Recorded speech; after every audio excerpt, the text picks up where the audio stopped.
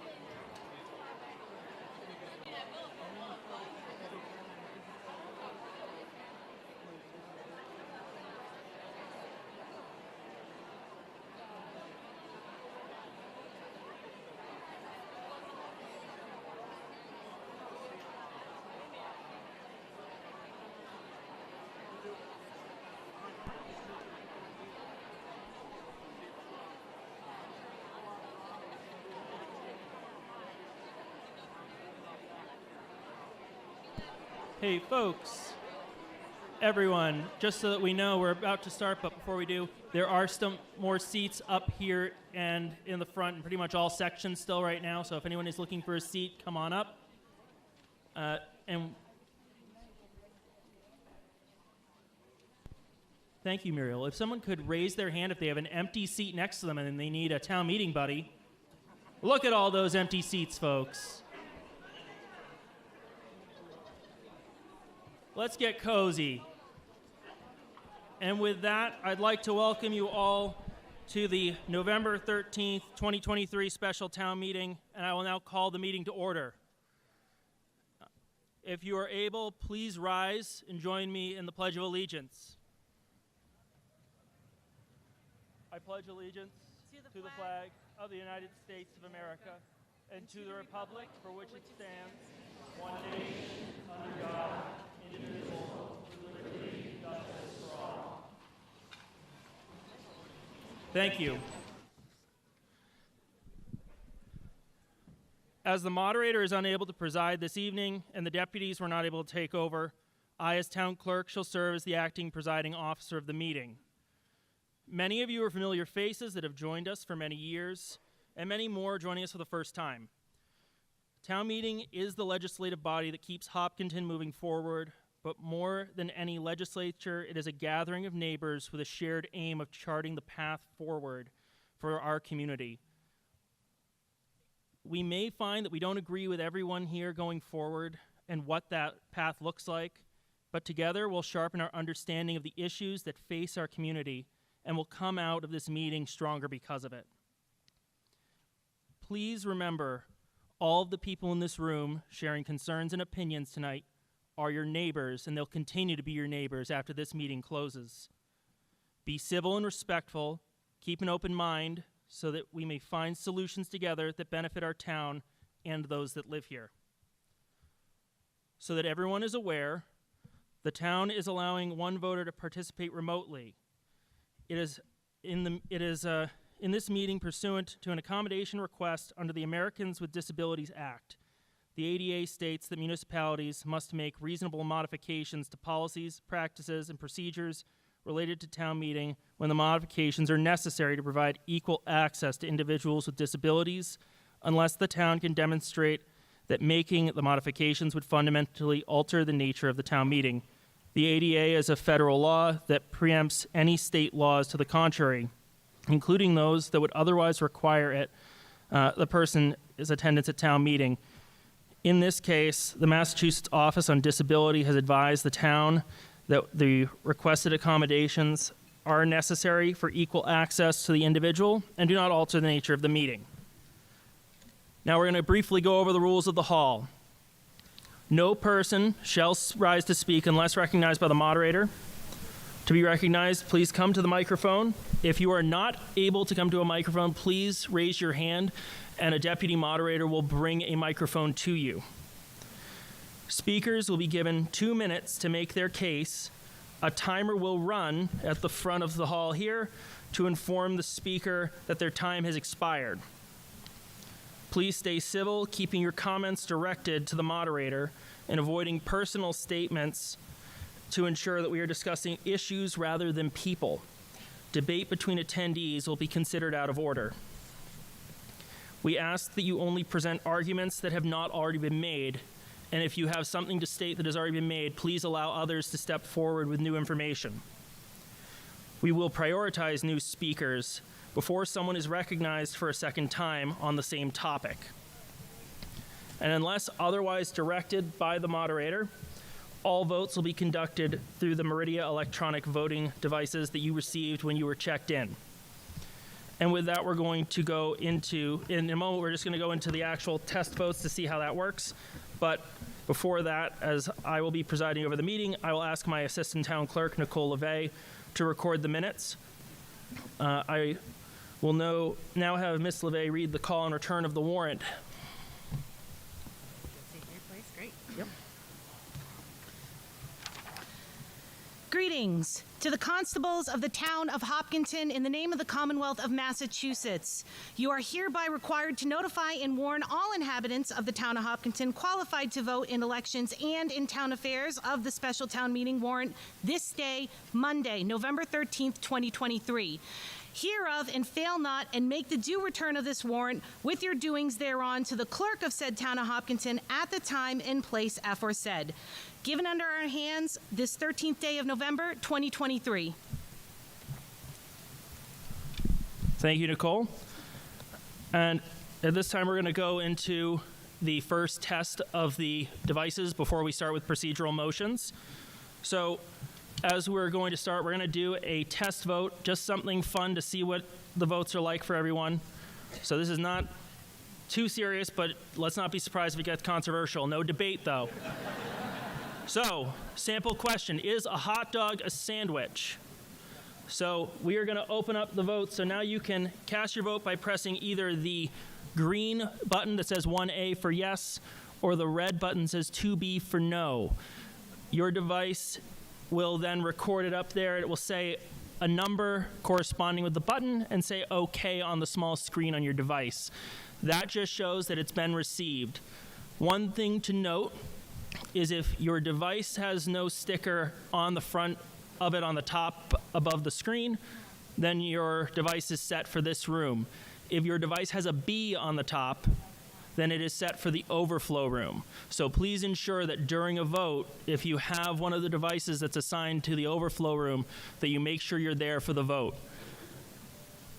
If it passes, will hot dogs actually be sandwiches? It is a non-binding resolution, to your point. And so with that, I think we've given a good amount of time. We're going to get ready to close the poll, everyone. Last chance to get your votes in. Is a hot dog a sandwich? And we're going to go ahead and close the poll in the back.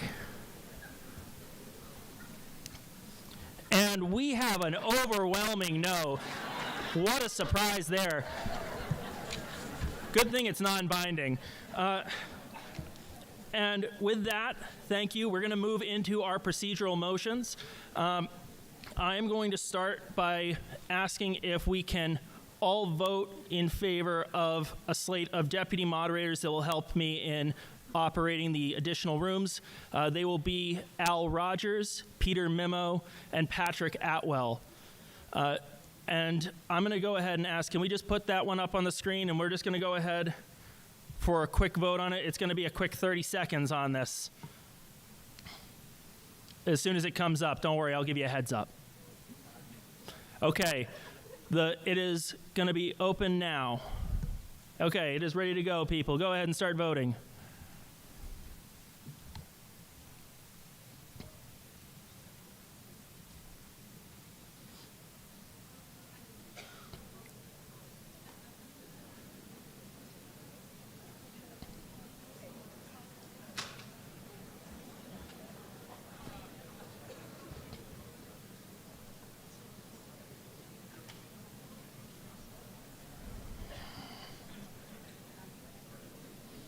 Okay, and with that, we're going to close the poll.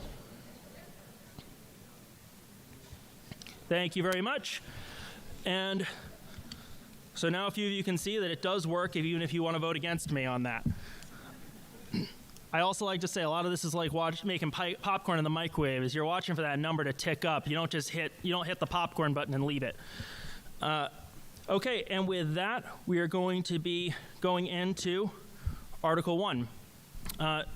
So first is Article 1, the Elmwood School Building Replacement. I'm going to first go ahead and ask for a motion. The Elmwood Elementary School. We move the motion as printed in the warrant articles and motions document. And that is, John, is that you? Oh, is that you, Mike? Okay, thank you. So that was moved by Michael Manning of the Appropriations Committee. And now with that, recommendations. Mr. Manning? Appropriations Committee recommends this article. And then Select Board? Capital, where's capital? Capital improvements, here we go.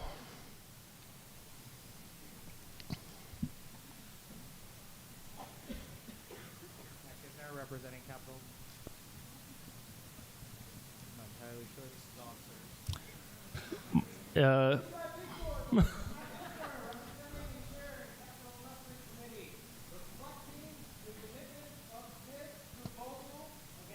officers. town's vision and plan and the school's vision and plan. Representing the requirements within the four walls of the committee, the CIC unanimously recommends approval. Thank you very much.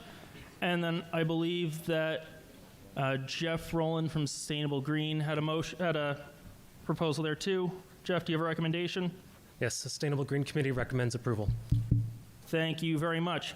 And with that, we will recognize the Elementary School Building Committee to give a, oh, sorry, you're right. Thank you, Mike.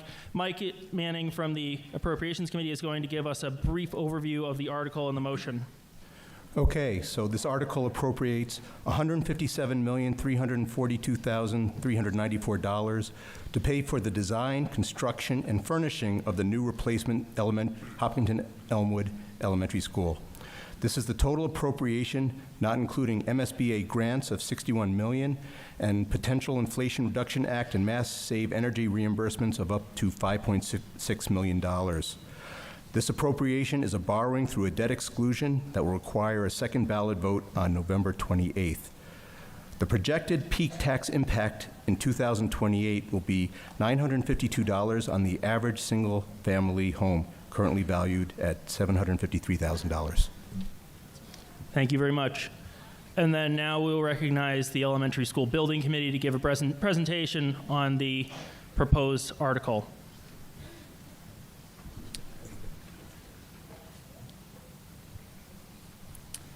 Thank you, Mr. Oh, is that working? No? Nothing? I'm holding the button. I'm good? Okay. Thank you, Mr. Moderator. Good evening, everyone. My name is John Graziano, and for the last 2+ years, I have had the pleasure of serving as the chair of the Elementary School Building Committee, looking for solutions to replace or renovate the existing Elmwood School. In 2021, the MSBA accepted Hopkinton into the process for looking to replace or renovate Elmwood School, and the ESBC was formed shortly thereafter. If we could go to the next slide. The ESBC, as you can see here, is made up of town volunteers, so other citizens of Hopkinton, as well as our professional staff from both the district and town hall. Over the 2 years, the ESBC collaborated with the town, with educators, and with professionals to look at building a vision for what education in a new Elmwood school would look like. Along the way, if we can go to the next slide, we held 11 public forums, 3 visioning sessions, and to further involve interested community members. Next slide, please. As we looked through this challenge through a broader lens, as many people are aware, Elmwood is far from the only school in Hopkinton that's currently facing enrollment challenges. This slide gives an illustration of how, with projected enrollment growth, many of the schools currently in Hopkinton are going to start to move to an overcrowded state. The MSBA gave us a unique opportunity to look at replacing our current 2nd and 3rd grade school at Elmwood with a school that would cover 2nd, 3rd, and 4th grade. So if we can go to the next slide, what this shows is in changing that model, we would not only relieve the enrollment growth challenges at Elmwood School, but we would also be able to relieve the enrollment growth challenges at the middle school, which currently requires expansion. This would allow the school district to move the 6th grade into the Hopkins School, making the middle school a 7th and 8th grade, and not requiring a previously planned expansion of the middle school. So it would save us some money because this project is being done under MSBA reimbursement. If you can go to the next slide, please. The first thing that we started doing after forming that educational vision was to start looking at options. We started as wide as we possibly could within the town of Hopkinton. We had Mike Shepard pull the listing of every lot in town that was 10 acres or larger. We went through over 44 possible site options. We eliminated them for everything from location to accessibility, buildability, wetlands challenges. We even looked at some of the existing buildings within the town that the town didn't currently own. The vacant building on South Street, the former Liberty Mutual building, to assess all of those options so we could make sure that we found the solution that would deliver the best educational value at the best cost possible for the town. In looking at these 40-plus options, we eventually narrowed it down to 2 potential sites. The first one is the existing Elmwood School, where we could look to renovate and expand the building, or we could look to build an entirely new building. We also looked at the Hayden Row parcel that is adjacent to the Marathon School that was purchased at the same time that the Marathon School was designed. Ultimately, we decided, if you go to the next slide, we went a little deeper on all of these options, looking at a variety of criteria. Everything from safety to cost to traffic to disruption to the education while the school was being built, and ultimately decided that the best option was to build a new building with a 2nd, 3rd, and 4th grade configuration on the Hayden Row site, again, immediately adjacent to the Marathon School. Next slide, please. This is a design of the site plan that we are proposing for this replacement Elmwood School. As you can see, immediately at the top of this slide is the Marathon School. There would be a connecting road between Marathon and Elmwood, or the new Elmwood, and the new Elmwood School would be sited far back on the property to avoid any disturbance to wetlands at the front, and also to create enough space to be able to bring cars in off the road at drop-off and pickup time. Traffic was obviously a critical component for us, as it would have been anywhere in town, but certainly when it comes to the Hayden Row corridor. So this site is designed to actually take 140 cars and be able to queue them off the road during drop-off and pickup time, which is more than the number of cars that currently go to the Elmwood School at drop-off and pickup. I'm now going to turn it over to Dr. Kavanaugh, who's going to take us inside the building and talk a little bit about what the education is going to look like there.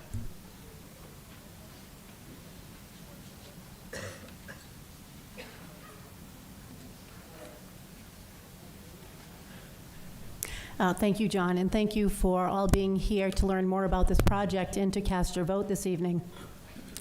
As John said, I'm Carol Kavanaugh, the superintendent of schools, and I'm going to share a little bit with you about the educational programming in the building. So what you're seeing on the screen right now is a blown-up version of the schematic.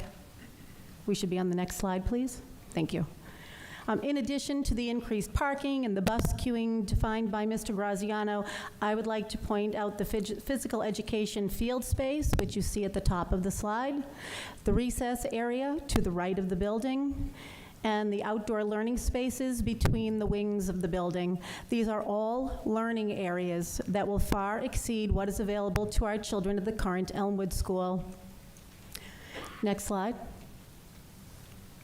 In this slide, what we've done for you is we have removed the ceilings so that you can peer into each of the floors. They progress from left to right, so on the left you see the first floor, moving to the right you see second and then third floors. On the first floor, what you see is at the front of the building, the gymnasium, the offices, and the media center. And then to the right, the cafeteria. So those are all up front in the building. Behind those spaces, stretching back off the building, are the instructional wings. And these were carefully designed to house in each one of those individual wings 6 general education classes, shaded in gray, special education classrooms, shaded in purple, ESOL classrooms for English learners, and those are also in gray, but they are split gray, a 2-story media center, shaded in yellow, science, technology, and engineering classrooms, shaded in a teal color, and then breakout spaces that run down the center of the wing, and those have been left white. So why was the building designed this way? In the Hopkinton Public Schools, we have a district improvement plan, and it calls for us planning for our enrollment growth, committing to meeting every student's needs every day, and building a community where our children and our adults come together respectfully and in collaboration. We believe this building will do that. Further, we spent probably a year working on an educational plan in collaboration with the MSBA. That plan is required by the MSBA, and that plan, the things we value as educators, as people engaged in teaching and learning, that drove the design of this building. So let's go to the next slide and look inside those shaded spaces. The first thing you'll notice is there's that two-story media center. Below that, you'll notice that in each one of these wings, we have what we're calling neighborhoods. So with those 6 general education classrooms, a special education classroom or 2, and an ESOL classroom, it means that about 150 students will come to live in this little learning community the entire time they're at this school. That's where they will sort of live and grow with a community of peers who may be different from themselves. We believe in that heterogeneity.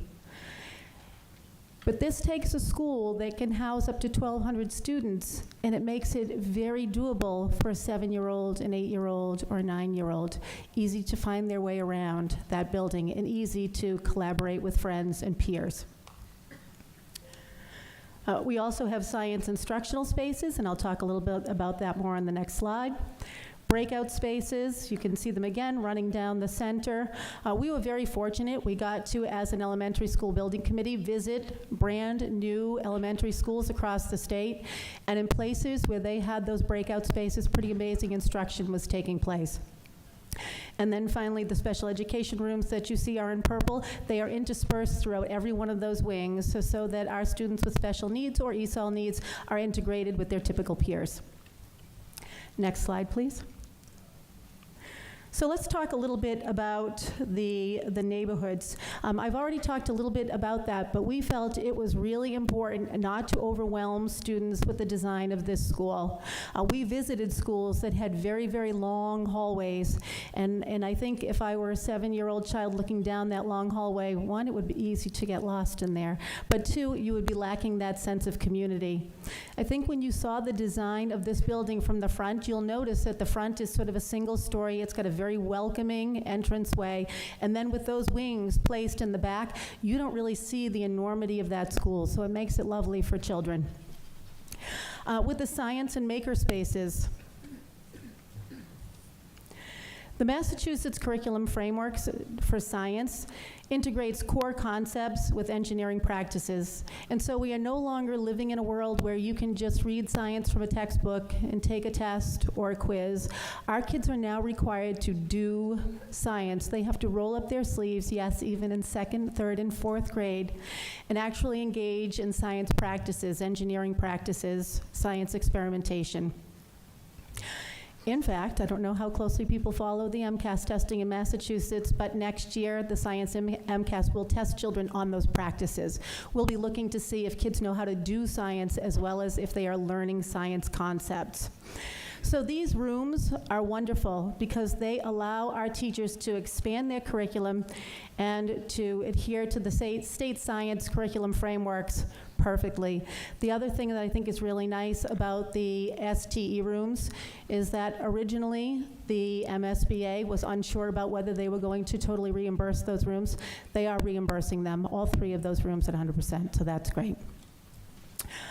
When we look at our special education spaces, some students require individualized work, some require a small group, some require a teacher to push in, some require students to pull out of that classroom and be taught in another area. Those purple rooms that you see at the beginning and the ends of those hallways, that's where that's going to happen. And it allows us to adhere to our district improvement plan and make sure that we are meeting every student's needs every day. In terms of the breakout spaces, a similar thing will happen there. When we visited other schools that had those breakout spaces, next slide, please. Oops, thank you. In those spaces, you could see small groups of children who are being supported in reading or mathematics. Some kids were getting specially designed instruction. Students could come out of multiple classrooms and work collaboratively on a project. There could be extension activities in those places. It really does allow for the elasticity that we need in making sure that our kids are getting what they need, not just for today, but to make them appropriate learners and workers in a 21st century environment. We can talk a little bit about the Media Center. The Media Center is a place for multiple literacies. Those would be accessed through multiple genres and multiple modalities. It's interesting to think that we want our kids to be financially literate. We want them to be able to read bar graphs, to read pie charts. We want them to be able to read a film, and by that, I mean that when they are watching that film, they are able to discern elements of plot, characters' emotions, character motivations.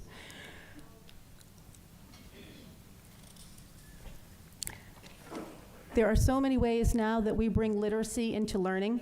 And another thing that would happen in that place is really inquiry-based learning. We start with essential questions, and we have kids looking for the answers as opposed to teachers always giving our students the answers. The last area I want to talk about is the ESOL spaces. I know I say this all the time, but when I came to Hopkinton 7 years ago, we had about 40 students who were English learners. Today we have about 240 students who are English learners, and some of them are students that we say are FLAPS, former English proficiency students. So there's a lot of work that we do with our students to make sure that they are able to meet the demands of speaking English in a minimal period of time. And we do that, and we do that very, very well. So if we can go to the next slide, we can peek into an individual classroom. If you take a look at the bottom left, you will see that we've removed the ceiling of that classroom, and in the bottom right of that square, there's a dashed line. That dashed line inside that triangle shows you a safety feature.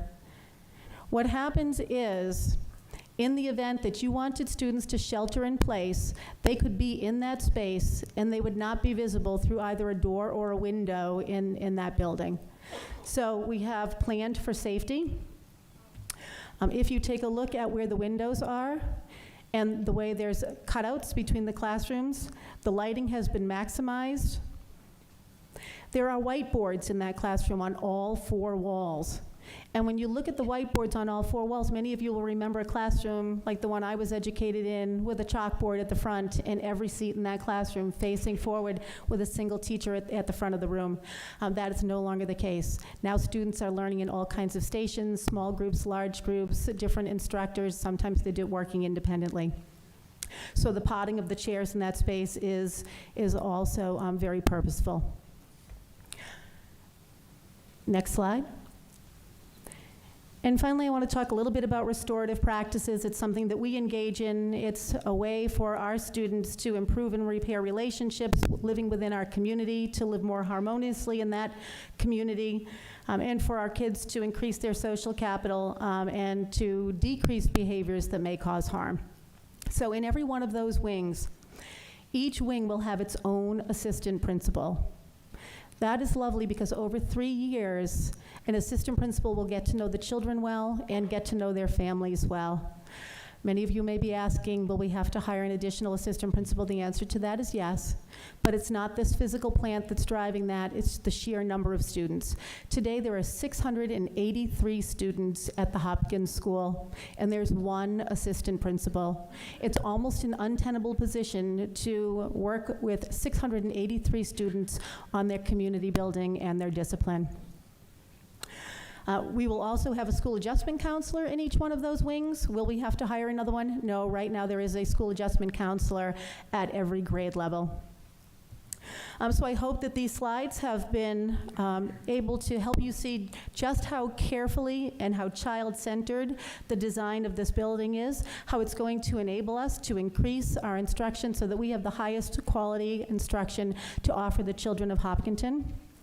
And before I leave you, I will say that we have been submitting SOIs to the MSBA for the Elmwood School on and off since 2007. And this SOI that was accepted was written in 2019, submitted in March of 2020. And I think that the relationship that we have with the MSBA, our designers, and our OPM is powerful.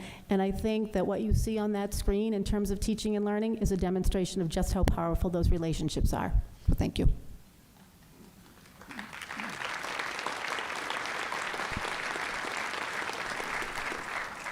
Thank you, Dr. Kavanaugh. Want to talk briefly about, if we go to the next slide, this is a scale diagram of the building, and you can see that we've also looked at building it with various different materials to help make it more accessible to students. It's obviously a very large building, but we don't want it to feel that way. If we can go to the next slide. I mentioned that this process has been going on for 2+ years. And if this passes tonight and at the ballot, it's a process that will continue until the school opens in 2028. As part of that process, we've really tried to do a rigorous analysis of every component of the location selection and design. Part of that, because we recognize that traffic is a problem throughout all of Hopkinton right now, was we wanted to move up the traffic analysis. And so we engaged our traffic engineers earlier on in the process. And they submitted to us a set of roadway improvements that they thought could help not only mitigate the increased numbers of students that would be coming in via Elmwood, but also make some improvements to the existing conditions there. All of these are proposals, and if would be part of the design process following it in conjunction with the planning board, deciding what may be included. The big things are trying to mitigate the number of cars that get stuck in lanes turning left in the morning and afternoon. A lot of people think it's volume that drives the traffic at school drop-off and pickup times. It's actually really the backups of those cars turning left based on our traffic study.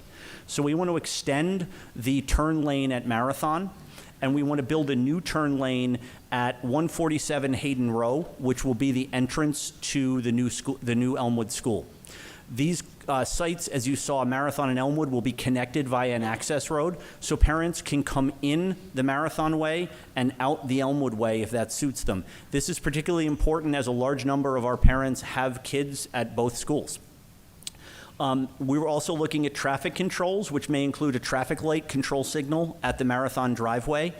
Given the growth of that school since it was built, it seems to warrant discussion of adding a traffic signal there, and also to support pedestrians, signalized crosswalks at both the Marathon entrance and the new Elmwood entrance. If we go to the next slide. There are actually some benefits from a traffic perspective to choosing this site as well. By locating the new Elmwood School next to Marathon, we would actually be able to eliminate 12 bus routes that are currently in the elementary pickup and drop-off. For those, especially who live in neighborhoods, you might see at elementary school pickup time that there are buses that are almost running back-to-back, picking up at the same stops. And that's because one of those buses is going to Marathon, one of them is going to Elmwood. Neither one of them are full. This would allow us to serve that with one bus. We also know that the district is trying to get parents to put their students back on buses more. Those 12 extra buses could be used to shorten ride times. Some of our students are on the bus for up to 45 minutes, and it's the #1 reason cited by parents as to why they don't have their kids on the bus. I mentioned before, but this site can queue 140 cars and 18 buses, which will pull traffic off of Hayden Row. We want to make sure that they're not backing up onto Hayden Row.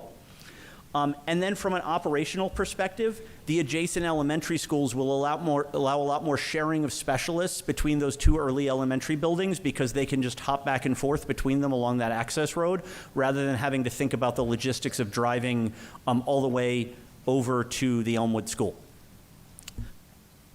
If we hop to the next slide. We're going to talk next about, Bill Flannery from the Appropriation Committee is going to come up to talk about total project cost.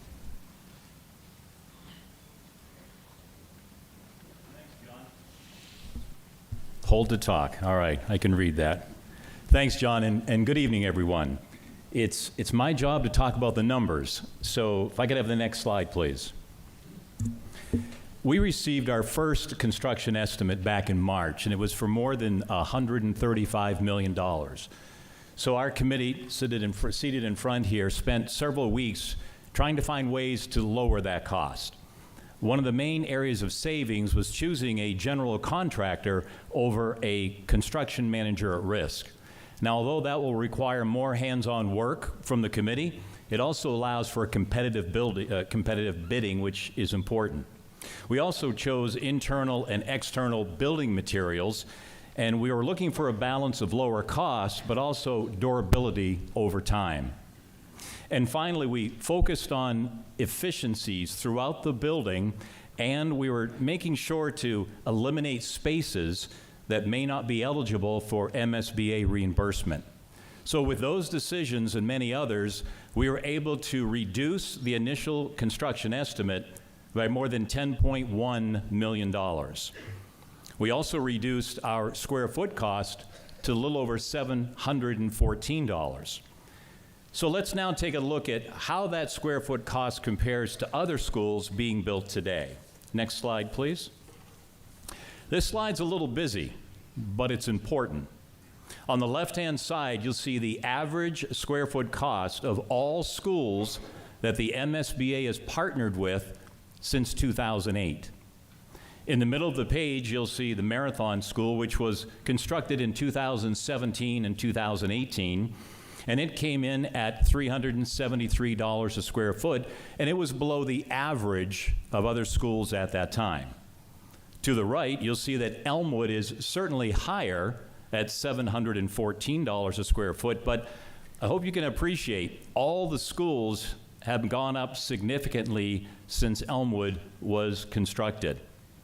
I think it's important to note that at $714 a square foot, Elmwood is the lowest cost per square foot of all schools in the current MSBA cycle. And you may find of interest the three schools listed at the top, Scituate, Stoughton, and Dedham. They're currently being estimated between $850 and $900 a square foot. So let's now take a look at some other comparisons with the Marathon School, which many of you may recall came in under budget and under time. And I think it's important to note that many of the members of the committee today were on that committee back in 2016 and 17. On the left-hand side, you'll see the initial enrollment for Marathon was 395 students.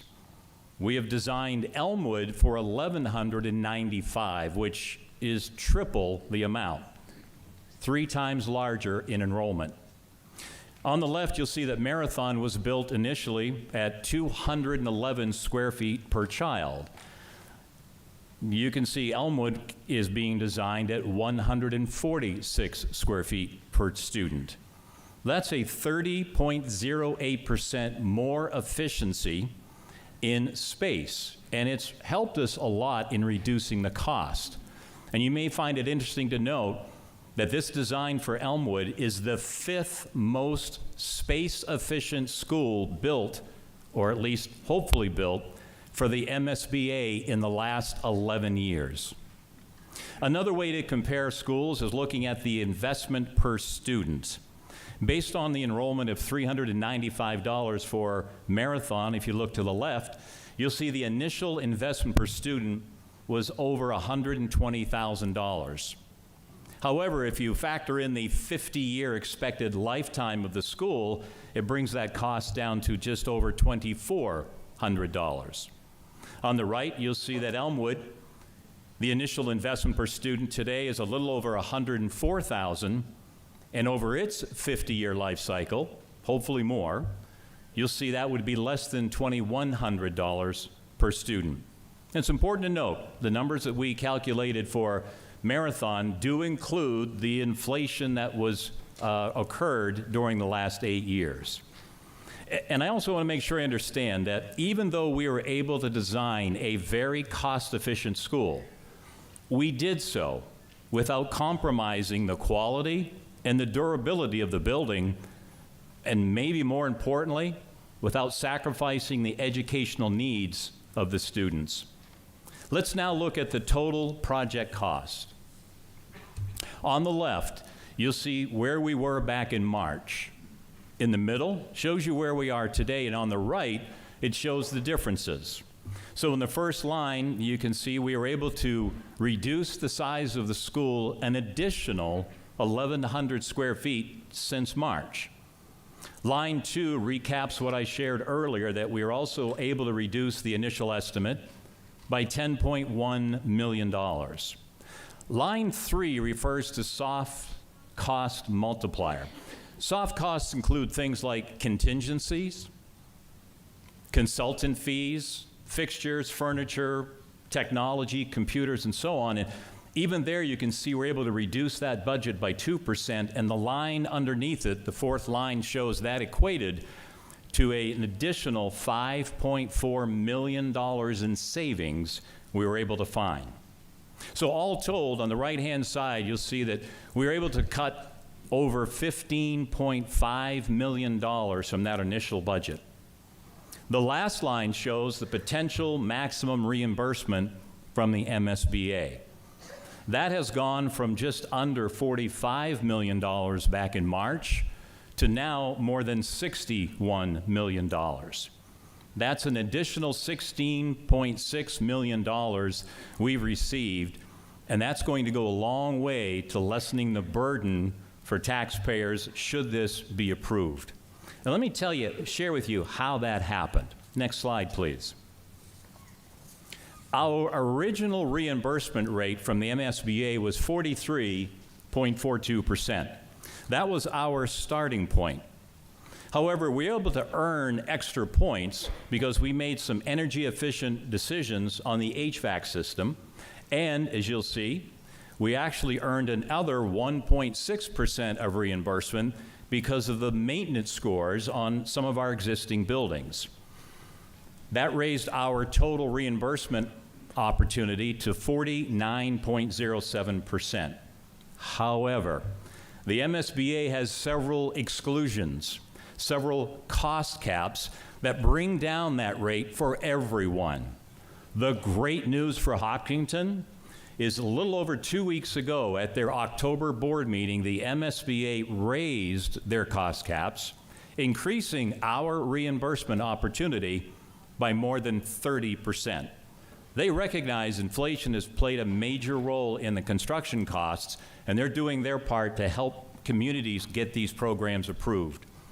Now our revised effective reimbursement rate, you'll see in yellow, is between 35.5% and 38% of the total project budget. The bottom line is our new maximum potential reimbursement from MSBA is $61,527,604. That's an increase of over $14.7 million from just 2 weeks ago. And let's look at the last final numbers here. Next slide, please. The total budget project is $158,422,394. When we reduce that amount by the expected mass save rebates of $1.7 million, the expected rebates from the federal IRA program of $4 million, and the new revised reimbursement from MSBA at $61.5 million, the potential total town commitment contribution is $91.2 million. Now, the question we get most often is, well, Bill, what does that mean to me? What does that mean to me in my taxes? Well, as you may be aware, just a few days ago, in the town of Hopkinton, the average value, the average assessed value of the home here in Hopkinton is now $852,400. If you own a home of that value, in the highest year, your taxes would go up $945. Now that equates to about an 8% increase on the taxes you're currently paying.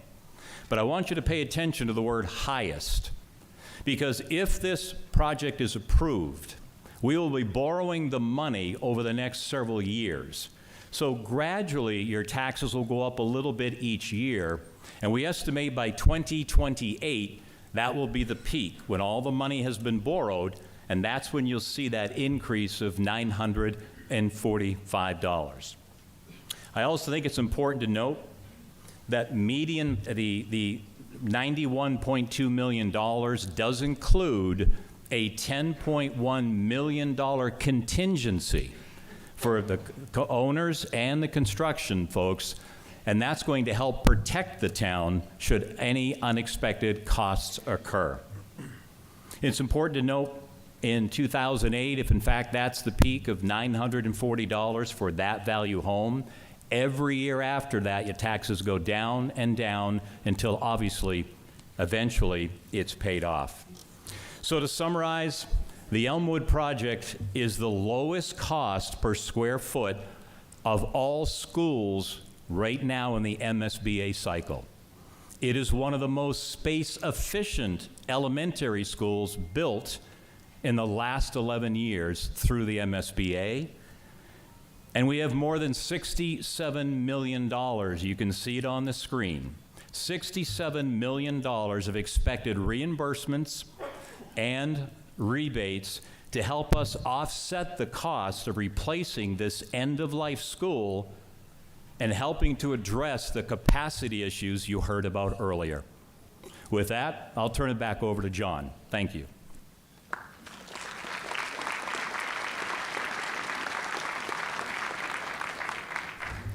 Thank you, Bill. Just want to close up here with a question that we've been getting a lot over the past couple of months, so hoping we can proactively answer it. Can we go to the next slide? So the question is, what happens if this school does not pass either Hey, tonight? John. Yeah. Sorry to interrupt. Can we just make this one quick, too, because we're over 30 now? Yep. What happens with a no vote? First and foremost, if there's a no vote either tonight or at the ballot, this project would cease to exist. So the relationship with the MSBA would end, the committee would be dissolved, and if we wanted to do something with Elmwood, we would have to reapply to the MSBA, and once we were accepted, we'd have to go through all of these modules we've gone through before. But I think what's important to note is that is not a cost-free option. So next slide, please. So we mentioned that the Elmwood is undersized and several of our schools are undersized. So we would need to think about either modular classrooms at Elmwood and the middle school to mitigate the overcrowding, or we would have to accept larger class sizes. Based on enrollment projections, we'd be looking at 28 students per classroom at Elmwood and the middle school as early as 2029. And that doesn't take care of the common spaces, gym, lunch, hallways, toilets, admin and nurse, et cetera. That all would be unaddressed if we just accepted the larger class sizes. Next slide. So this is the last slide. What I wanted to share, this is a little busy. It was actually supposed to have a build, but the town is being asked tonight to appropriate $91 million to replace the Elmwood School. If we vote no, the building repairs to bring it up to code have been estimated at $41 million. We don't need to do all of that right away. That's up to the town's option. But repairs would need to happen over the next 4 years. Things break. There are things that need to be upgraded. And if something significant enough broke, it would trigger a code repair, and the town would have to make the full $40 million code repair without a lot of warning. We'd also need to potentially add those middle school and Elmwood modulars. So just in the first few years until 2028, in order to mitigate this in any way, the town would need to spend about $40+ million. As it goes on further, because we would have to reapply into the MSBA process, we'd have continued repairs, additional modulars, and some expansion that would be needed to be able to have PE and lunch at the sizes that would be needed with the expanding population. All told, by 2032, we could spend up to over $110 million just mitigating this and dealing with the expansion necessary at those two schools. Worth noting that that $110 million would also come with no reimbursement whatsoever from the MSBA. So I just wanted to provide that as perspective, as a comparative to the $91 million that's being asked to build this brand new school. I want to thank you all. I know that was a lot of information, but there are a lot of people here tonight who obviously haven't been able to be at the forums, and so we thought it was important to go over the whole process that this group of volunteers and paid professionals has gone on over the last 2 years. And now we look forward to answering any of your questions.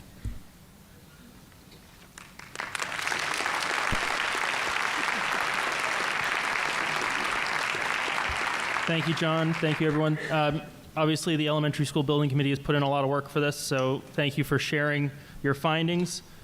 With that, before we begin discussion, I just want to note we do still have available seating in the front if anyone wants to sit, and as well as please make sure on your device that if your device says a B label on the top, that you're in the appropriate overflow room for it. If you're not sure, just check with one of the staff outside and they'll be able to direct you. And with that, do we have anyone who would like to ask any questions or make any comments? What we'll do is we're going to start in here. If we don't have anyone in here, I will check with the moderators in the overflow sections.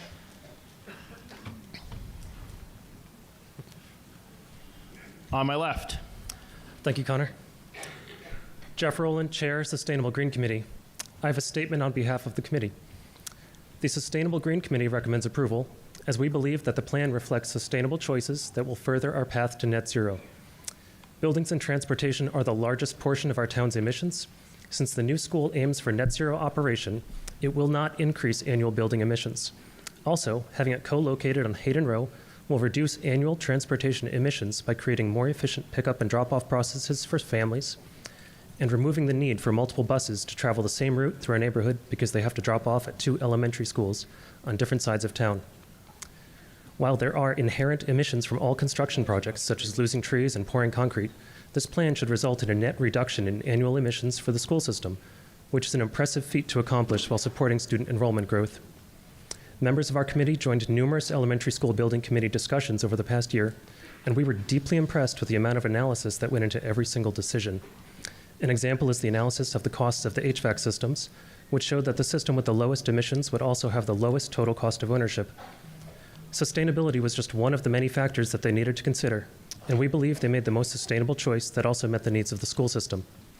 While there is still more planning to be done on the future use of the older school buildings, the Sustainable Green Committee plans to be involved in those discussions, as well as part of our broader efforts developing and implementing a climate action plan for the community. However, those pending decisions do not prevent us from saying that the Elementary School Building Committee has made very sustainable choices with this proposal. Thank you. Thank you, Mr. Rowland. On my right? Good evening, Tiffany Ostrander, 19 Breakneck Hill. I stand up tonight to share my sentiments as a parent and volunteer, and a yes vote and a commitment to financial forethought. A yes vote positions Hopkinton to receive up to $61 million in potential reimbursement from the MSBA. This isn't just good fortune, it's a testament to the foresight of the decisions completed by the building committee, a strategic move that puts Hopkinton's financial health at the forefront. The school building committee has been diligent in executing its mission, creative in the face of challenges, and focused on the education of students and values to our taxpayers. The committee meticulously examined 44 site options for over a year and involved dedicated citizens and Hopkinton educators in a visioning committee. This wasn't a decision made in haste. It was an open and transparent process with over 10 community forums ensuring everyone had a voice and every question was answered. As a parent, it pains me to envision a scenario where makeshift solutions and compromised resources impair the educational landscape for our children. The consequences of a no vote extend beyond the immediate financial considerations. It jeopardizes the community we have built, where education is the cornerstone of the values we share. A yes vote tonight does more than approve a construction plan. It's an investment in our community. Consider the tangible benefits that will enhance the educational experience for our children. A positive vote ensures warm and welcoming and safe spaces for our students. It facilitates breakout areas for one-to-one small group, ESOL rooms to accommodate all learners, and special education spaces to ensure we meet the needs of each individual's unique needs for our children. These features aren't just facilities, they're building blocks of an enriched educational journey for our children, a journey the children of Hopkinton deserve. I encourage you to cast a resounding yes vote to embrace the potential this project holds for our community, and quite frankly, it's the best option for our wallets too. Thank you very much. Is there anyone in the gym that is speaking?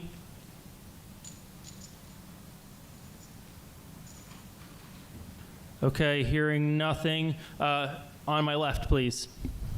Mary Arnott, 51 Teresa Road.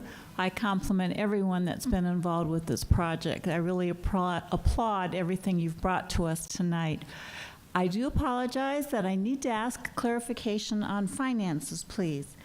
The Appropriation Committee report says that Article 1 would authorize borrowing in the full $157.3 million.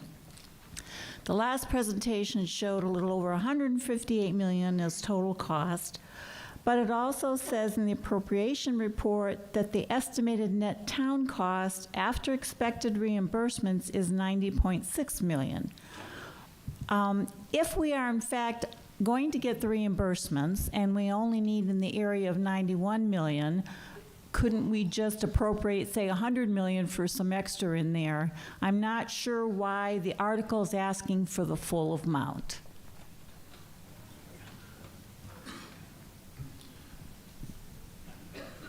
John, you want to go ahead and answer this one if you can? So, speaking on behalf of the entire ESBC, we wish we could have put $90 $90.6 million on the warrant. Unfortunately, the law requires that we have to put the full amount of the project appropriation in the warrant article. The reason why you see so many numbers is, if I could quickly do this, the $158 million is the total project cost. $1 million of it is the feasibility study, which was previously approved, and the money we've been spending in order to get to this point. So that's what gets it down to the 157. The reimbursement from the MSBA and the money from the IRA and the Mass Save are what drop it down to the 90.6 million roughly. Again, the 90.6 million, and while we can't put it in the warrant article, I can stand up here and say this. The 90.6 million is the maximum amount that would be borrowed for this project. That is the amount that the town would need to pay as part of this. Unfortunately, especially because it makes it more confusing, we are required to put the full project cost into the warrant article for appropriation. But just as we did with the Marathon School, we will not borrow any money over that town cost that is associated with this. Okay, thank you, John. And through you, Mr. Moderator, so on the November 28th ballot, will we be voting for the 91 million estimate or the 157 plus million estimate? So what we'll be doing on the November ballot is we're going to be voting on the ability to raise the funds. We are only going to be voting on the ability to override and raise more money than our tax levy limit requires. There's no number on the ballot, right? There's no number on the dollar ballot. It's amount on only the ballot. allowing us to increase the method of raising the money. Okay, thank you. On my right. Hi, my name is can you hear me okay? Yep. Nancy Kavanaugh. I'm at 25 Priscilla Road. I am the current chair of the school committee. I am also a resident of a little over 25 years here and hoping to spend at least the next 25 here as well. This project does not benefit my children personally. My youngest child will graduate from high school in 2028. I stand in support of the project because I think that the cost of not doing something at this point with the $61 million from the MSBA is going to cost us more as taxpayers without adding the educational benefits that this school will provide. One, I think, really big piece that I want to call out again is that if this project does not pass, the sixth grade will remain in this building, which will create capacity issues in both the middle school and then the ability to use both the middle school to help alleviate some of the high school things. So that at the school committee, we were able to remove some of our capital warrant items, things that had been part of our 5-year plan, because with a 2-3-4 school, it allows increased capacity at multiple buildings, but it also allowed for things like traffic patterns and relocating of the tennis courts to not be needed in the 5-year capital plan either. So thank you all for coming out. Thank you. Folks, if we can keep from clapping, we want to keep everything moving. So let's, is there anyone in the gym that wants to speak? Okay, hearing nothing, we're going to go back to my left. Mr. Weissmantel. Ken Weissmantel, 145 Ash Street. Mr. Moderator, I have 3 questions I'd like to ask through you. The first is to the school superintendent. This is a big investment by the taxpayers. What metric will you provide to measure the success of our investment over the coming years? So I'm looking for a metric from the school superintendent. Mr. Moderator, the second question is kind of a 2-part question. Basically, and this is to the Appropriations Committee and the school committee, every time we've opened a new school, we've seen a step increase in our operating budgets of approximately $1 million, maybe $1 million more for a couple of the schools. First of all, the question is, what is the operating budget impact of opening this new school? And 2, to the Appropriations Committee, given the expected tightness of our revenues, would a debt, not a debt exclusion, but an operating override be expected to fund that? And then my last one is to the elementary school building committee. Town meeting sets the standards in site plan review bylaw, and the planning board holds site plan review hearings on the projects. During the Marathon School, the elementary school building committee was granted several exceptions to our town standards, such as no sidewalk on the east side of Hayden Row, that the air handlers, HVAC, We're not had to be screened like we require on every other major building in town. And also there was the elimination of the islands in the parking lots, which reduced the heat island impact of the site. All of these are standards that have been required by town meeting, and the planning board is supposed to enforce, and then does on other businesses and buildings in the building being built in the town. My question is, are there any... Mr. Weismantel, can you wrap up your question? Yeah, I'm down to the last sentence, Mr. Moderator. Are there any zoning exceptions or site plan standard waivers being requested for this project? Okay, so with that, Carol, do you want to answer that? Can you especially speak, I'm guessing, to the operating question, or the operating budget overrides, and a few others probably? So Connor, I was going to start with the what are the metrics. Sounds good. Go for it. All right, so what are the metrics? I think while I was presenting to you earlier, I noted that there are currently 683 students at the Hopkins School.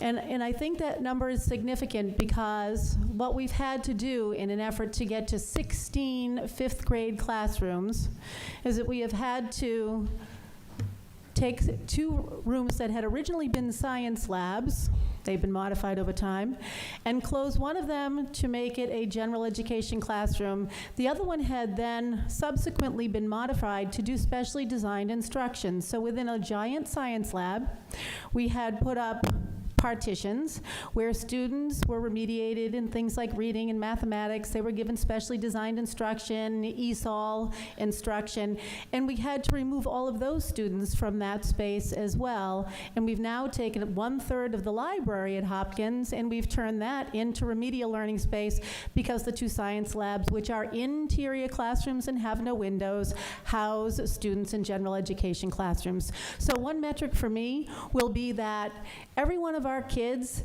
is in a classroom with an appropriate class size, and that physical plant will match the learning for those children in that classroom. That is super important to me.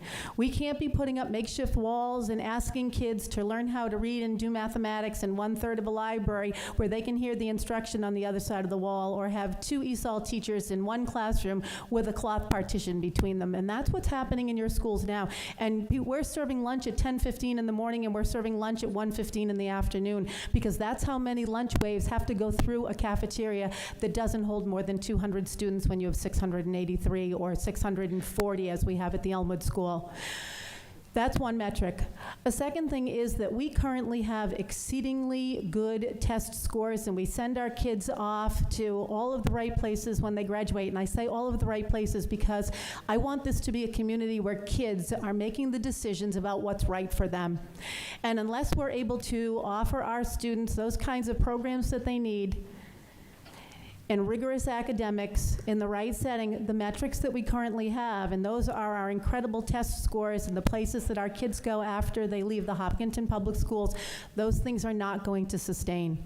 You cannot do that when you start having class sizes of 26, 27, and 28, and those are the directions that we may be heading right now. So those are the metrics that I am using to make sure that this school district goes in the right direction, and that's why you see this school before you tonight with 3 grades in it, so that we can relieve some pressure upstream at the middle school and the high school. And Dr. Kono, if we can just really, everyone please, if we can we're trying to keep moving, if we can really briefly touch on the other 2 parts regarding operating budget impacts and the potential for a need of an override, as well as the site plan standards that Mr. Weismantel was referring to. And can we be really brief about it too, just because I want to be respectful of everyone's time? Sure, I'm going to talk just very briefly about the operating budget. So in terms of the operating budget, if you have paid attention to the school budget over time, you'd realize that 80% of our operating budget is made up of personnel. So those are the people who work here: teachers, paraprofessionals, cafeteria workers, custodians, principals, assistant principals, adjustment counselors, everyone who is an employee of the Hopkinton Public Schools. Every time we add an additional 20 students, we need about 1.4 classroom teachers. And now that we're in the 600s, we can't have a single assistant principal in these buildings anymore. We need to start having 2. So really what you're seeing in those increases in operating costs, it's really about personnel, and we're hiring these personnel just to meet the needs of the students that we have before us. And some of those needs can be a little bit disparate, right? Some of those needs may relate to special education or English learner needs, but at the end of the day, what we're really doing is just meeting enrollment numbers, and that's what's driving up the operating costs. John, go ahead. Thank you. Mike, you have something for that? Yeah. Mr. Manning, go ahead. Yeah, I'll respond to the potential for operational override. But anyway, there are a couple of factors here to take into account. First of all, today, we're already under pressure to avoid an override, and we're working towards that, but it's an ongoing thing year to year that we're working on, and it's up to the town to make those decisions. Second point is that a lot can happen. This is going to be a 2029 fiscal year budget. That's when the school is going to open, or something around that time. That's 5 budget cycles away. So a lot can happen in that time. First of all, we don't know what's going to happen, with the tax base, new growth. There's a lot of factors there. There are a lot of factors with state aid or local aid. What are those numbers going to be? And finally, one of the biggest issues is inflation. Right now, inflation was at 9%, 5%. With Prop 2.5, we're allowed 2.5% per year. So there are a lot of factors, but each year we work on this budget to make it what's best for the town. So I can't answer the question exactly, but we're always working on that. There are a lot of unknowns in the process. Thank you, Mr. Manning. Mr. Graziano. Okay, so through the moderator, the question with respect to the planning board is we don't know exactly, because we will be doing more detailed design planning if this project passes and we move forward. We have already been before the Zoning Board of Appeals and gotten approval because this building is designed as a 3-story building.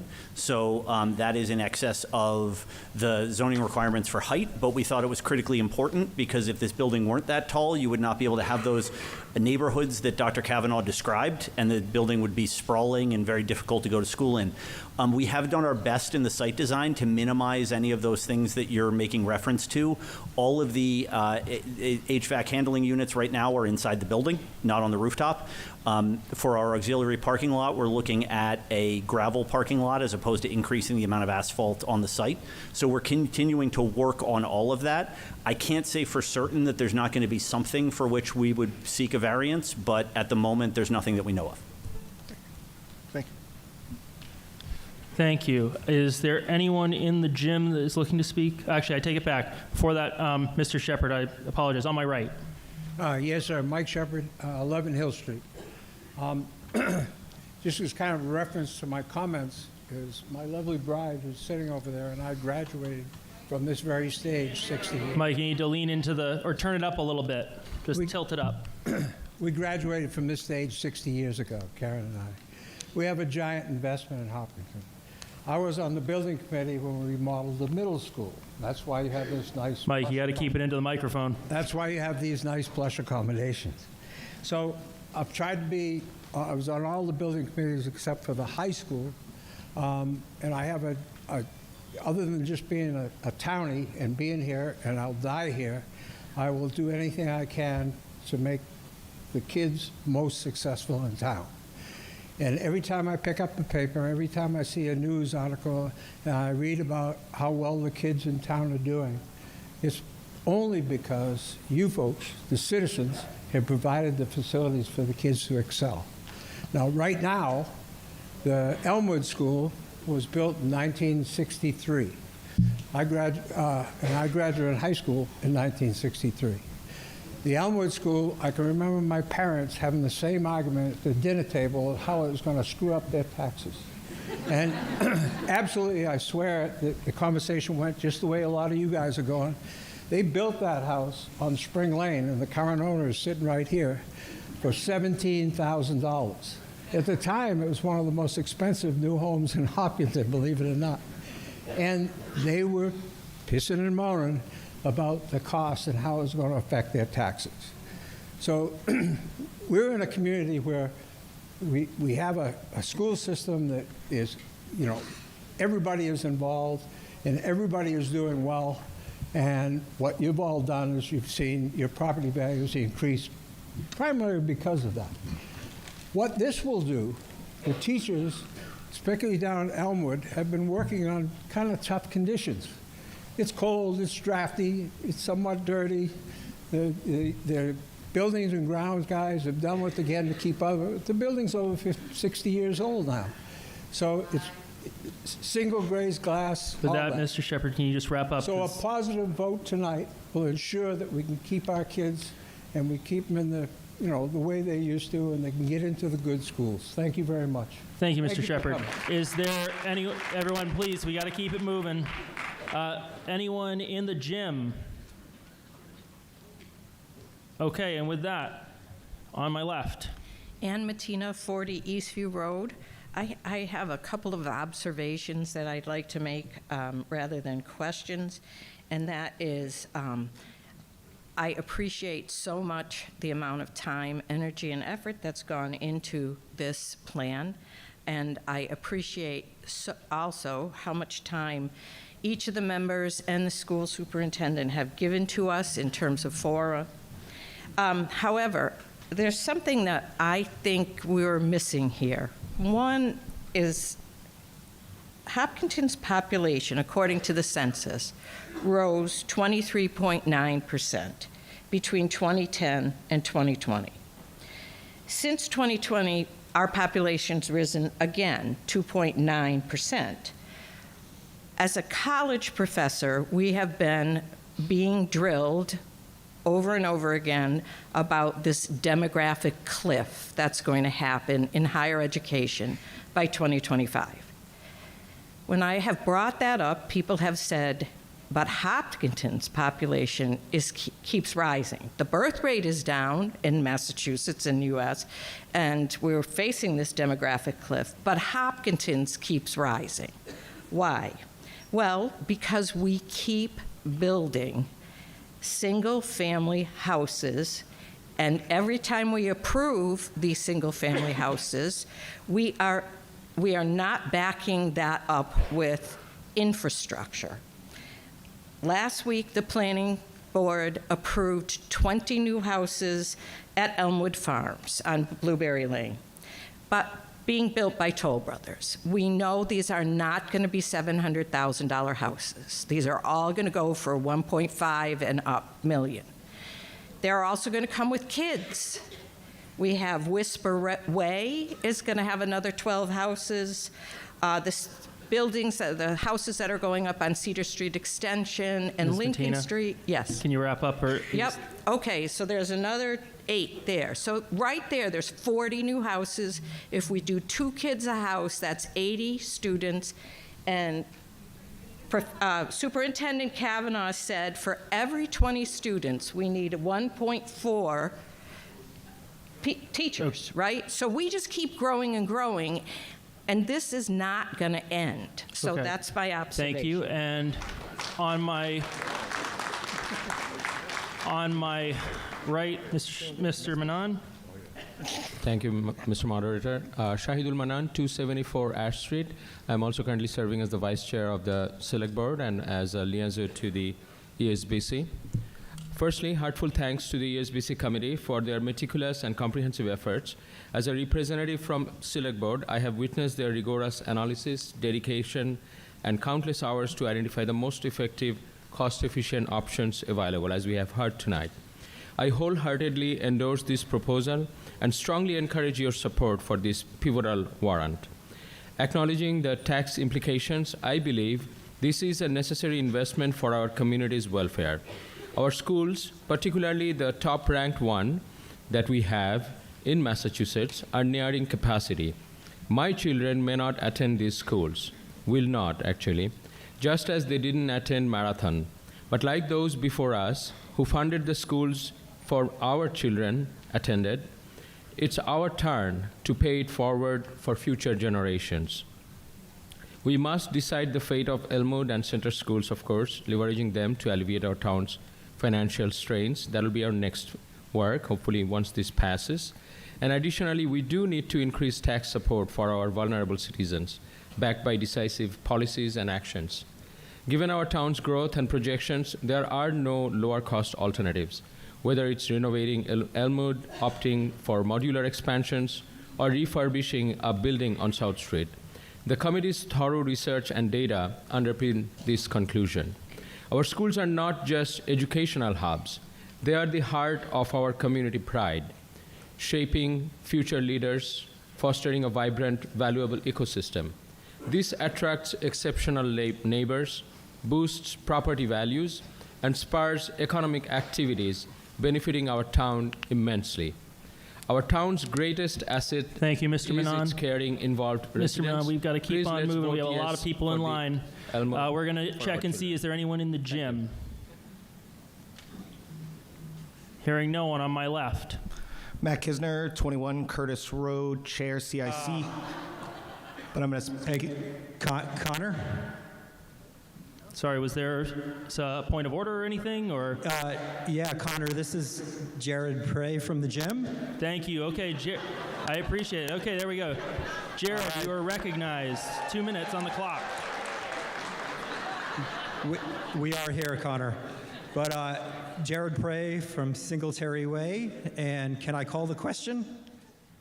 Well, so what I'm going to do real quick is we're going to have someone else starting to speak. So let's just let the current speaker finish, and then we'll go on to the vote to end debate. So thank you very much, Jared. We're just going to finish what the last speaker was saying, and then we'll end debate. All right, thank you, Connor. Or at least have the motion to do so. Mr. Kisner, continue, please. Oh, no pressure, folks. Matt Kisner, 21 Curtis Road. I am your CIC chair for the past 2 years, but I am here as a private citizen tonight.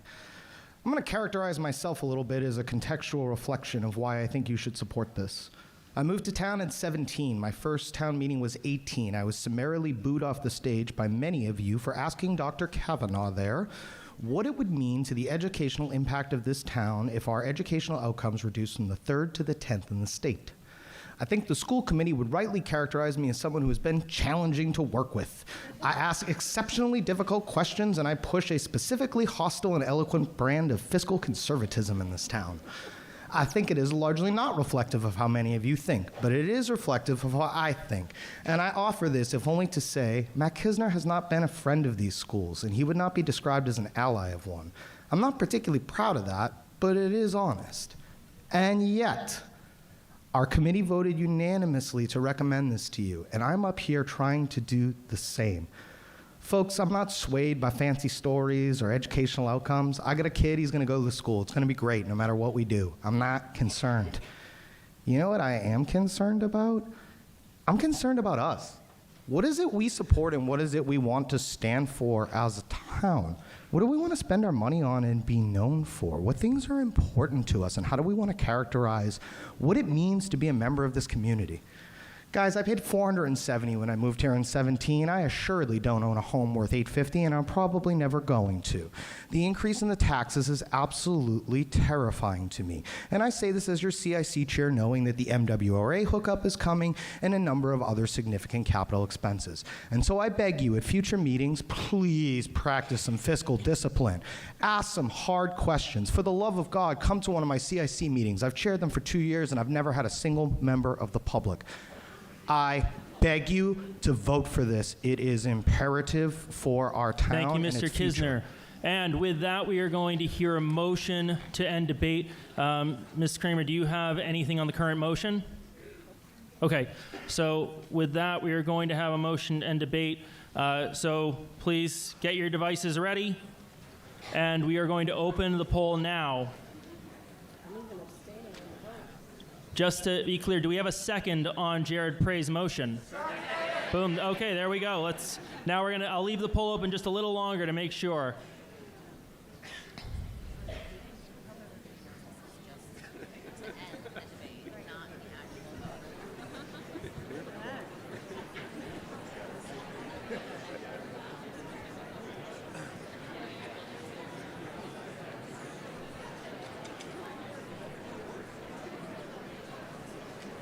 Okay, folks, we're going to be closing the poll now. Last chance to get your vote in. And okay, let's close up the poll. Okay, debate has ended. Now we are going to go and vote on the main motion. But be clear, the motion, the actual vote itself Can we pull it back up? What was the total on that one from the back? 720 to 105? Thank you. Okay, and then we have a yes from home. So then on that, we're going to go to vote on the main motion. So this is the main motion as presented in the warrant articles and motions document for Article 1. I am going to give a little bit more time for any folks who are down to the cafeteria, or down in the library to get down if need be. So I'm going to open the poll for a minute, and then I will signal them to start closing that up. Connor, majority of 2/3. Yes, this will require 2/3 majority to pass, so please keep that in mind when you're voting.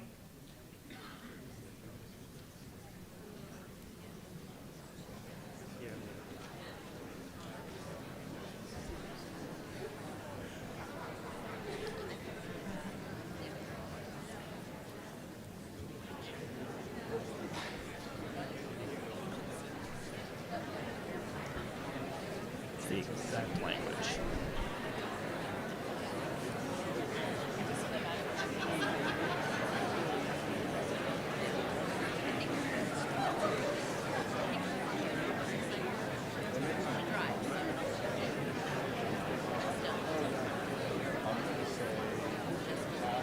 Again, also make sure that if you have a device that has a B on the top, that you're in the overflow section so that it can get your vote calculated.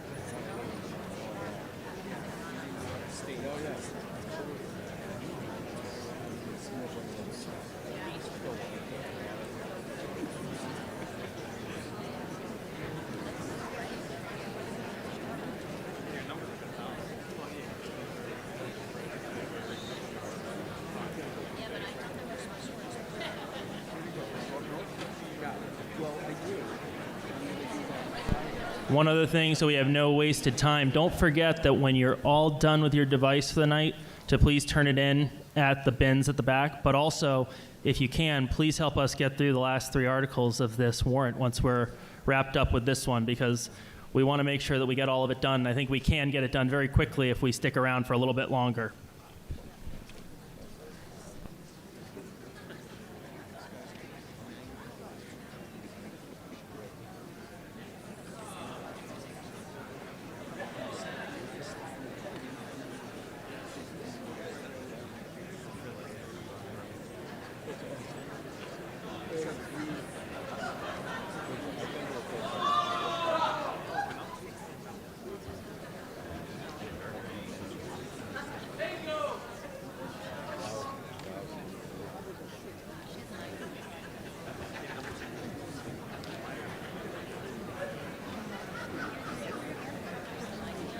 Okay, so with that, we are going to close the poll, people. You ready? Okay, please close the poll. And so we do have a 2/3 majority at 622 to 240. And so the motion passes by a 2/3 majority. Oh, pardon me. There is an additional that was a no at home, so that is also counted amongst that. And it still equals a 2/3 majority. As I said, so everyone, if you can stay, great. If you have to leave, please try to be quiet as you're doing so that we can continue to the next article. So please try to keep your conversation to a minimum until you're outside. Thank you very much. Now, if we can have the presenters for Article 2 come up and begin getting ready, and we'll get the presentation ready for you as well.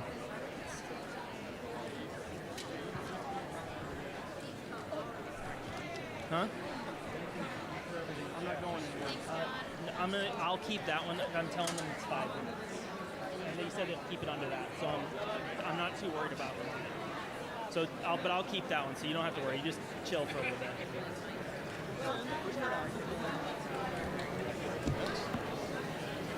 Very well said. You're welcome. Thank you. That was good work.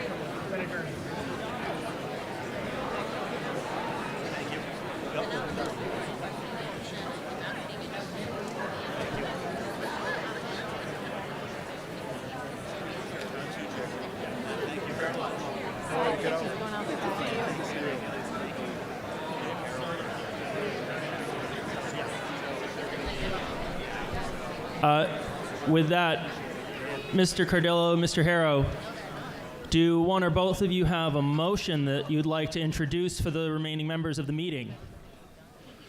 Please go ahead and state your motion now, and then we'll see about a second. Hi, Ed Harrow, 8 Spring Lane, and I'd like to move the question as written in the warrant, Article 2. Thank you. Ed, can you we couldn't quite hear you. Could you just say that one more time for me? All right, we'll try again. This is Ed Harrow, 8 better. Spring Lane. I would like to move Article 2 as written in the warrant. Thank you. Do we have a second? Okay, and now, Mr. Cardillo and Mr. Harrow, would you like to give your presentation? For those of you who are still here, thank you for sticking around. I'm certain we have a quorum, and I'll try and be as brief as I can. I've got a fair amount of information. I thought about chopping it a little bit, but I'm going to go forward. Please be patient with me. It's not often that I do this. If you look at the graph up on the screen right now, it's essentially a record of the last 8 elections and who was actually on the ballots. On the left side, you'll see the number of candidates, and from 2016 to 2023 is the date of the ballots. There's 8 ballots there, ranging from 2016 to 2023. I've colored the distribution of the candidates by color. I think you can figure out which one is red and which one is blue. Of the red one, the darker red is the candidates who got 50 signatures and was nominated by the caucus. The light red is only caucus for the Republicans. For the Democrats, again, it's a solid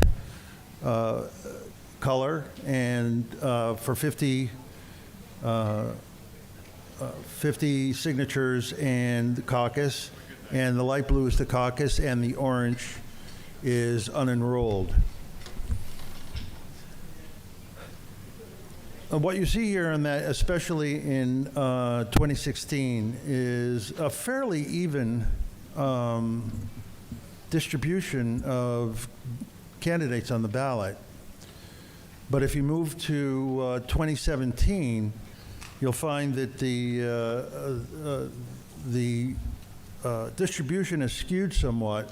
It was not coincidental that that was the year after Donald Trump was elected. Now, there was a pretty large increase in the number of caucus only. And you can see that trend also as it goes on from 2018, 2019, 2020, and 2021. the increase in the people who were on the ballot, who were, excuse me one second, I've lost my train. Again, I'm not yeah. Anyway, the dark blue again is 50 signatures and people who were nominated by the caucus, and that seems to be increasing over time. If we go to the next slide, the point we'd like to make here is that you can see the candidates. These are the number of candidates on the ballot, and the orange line is the trend of candidates who got both signatures, 50 signatures, and caucus or caucus nominations. And you can see generally that trend has been up right up to 2023, when everyone was able to get 50 signatures.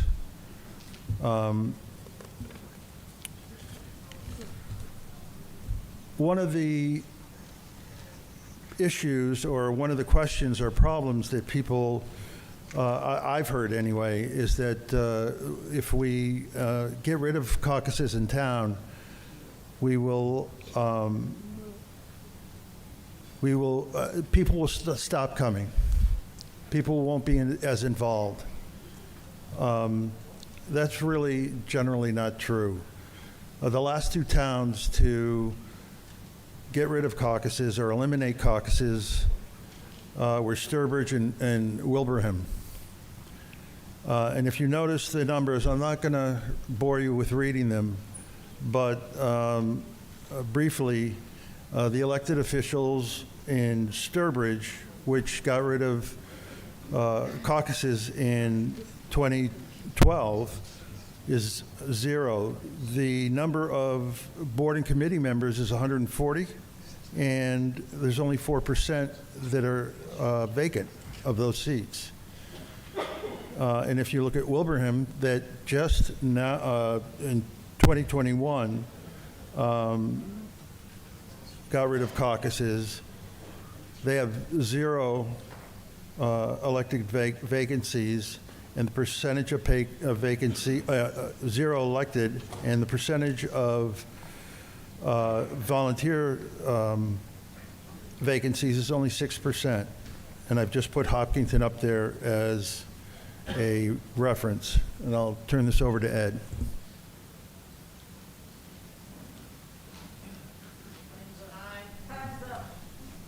I haven't even started yet. I have a timer going for them right now. Ed, if you can try to just keep your... Got to be really perfect. So he's going to just finish up, and then we're going to go right into the discussion, folks. Thank you. Thank you. Tonight, in our collective wisdom, we didn't find Republican solutions nor Democratic solutions to any of our Hopkinton's myriad of problems. 800 years ago, that was understood in northern Italy.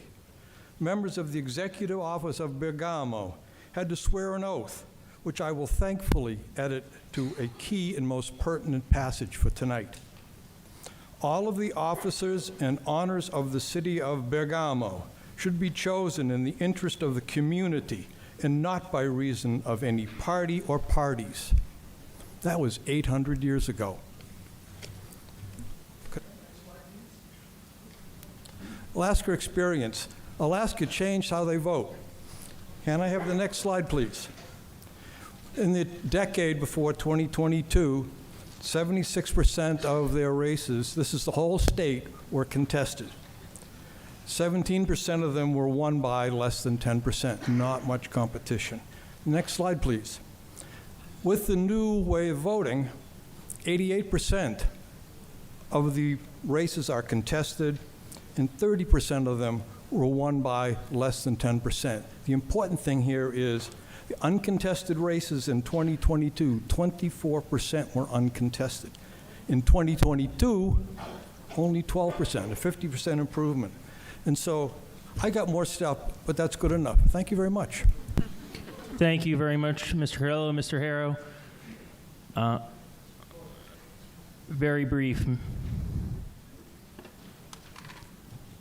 And for anyone who wants to ask any questions or make comments, start getting in line now so we can have you ready to go so we're not waiting on it. The Republican and Democratic parties in town of Hopkinton will continue and will flourish and grow. They can and will support candidates who they wish to see serve on the Board of Health, the Planning Board, and even the Select Board, among others. The result of Article 2 will be that local party caucuses will no longer exist, and you will no longer see Republican or Democratic Party designations next to each candidate's name on the ballot. Additionally, the change we are proposing will mean each party, Republican and Democrat, will have to work a little harder to get their candidate's name out, to raise money, to support their candidates, to do the legwork necessary to advance their candidates into office. Also, candidates will need to work a little harder to be recognized, clearly articulate their platform, and educate voters as to why they would be the best fit for the seat they hope to fill. Furthermore, and in conclusion,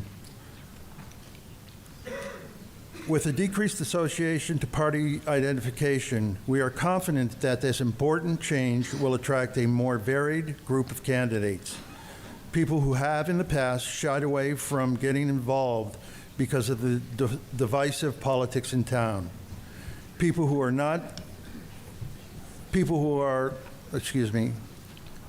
Mr. Carrillo, you almost ready to finish up? Yeah, and the ability to deliver essential services to all Hopkinton residents. You and I are wise. We will listen closely enough. If we listen closely enough, we can hear where our candidates see themselves on the political spectrum, and we will vote accordingly. Thank you. Thank you, Mr. Cardillo and Mr. Harrow. Mr. Weissmantel on my left. Ken Weissmantel, 145 Ash Street. Most people here don't remember when I first started out in town politics. I was a neighborhood organizer, and I read the No Name Group, or was the chair of the No Name Group, and was, which became the Hopkinton Neighborhood Association. And we introduced something very similar to this in the late 80s.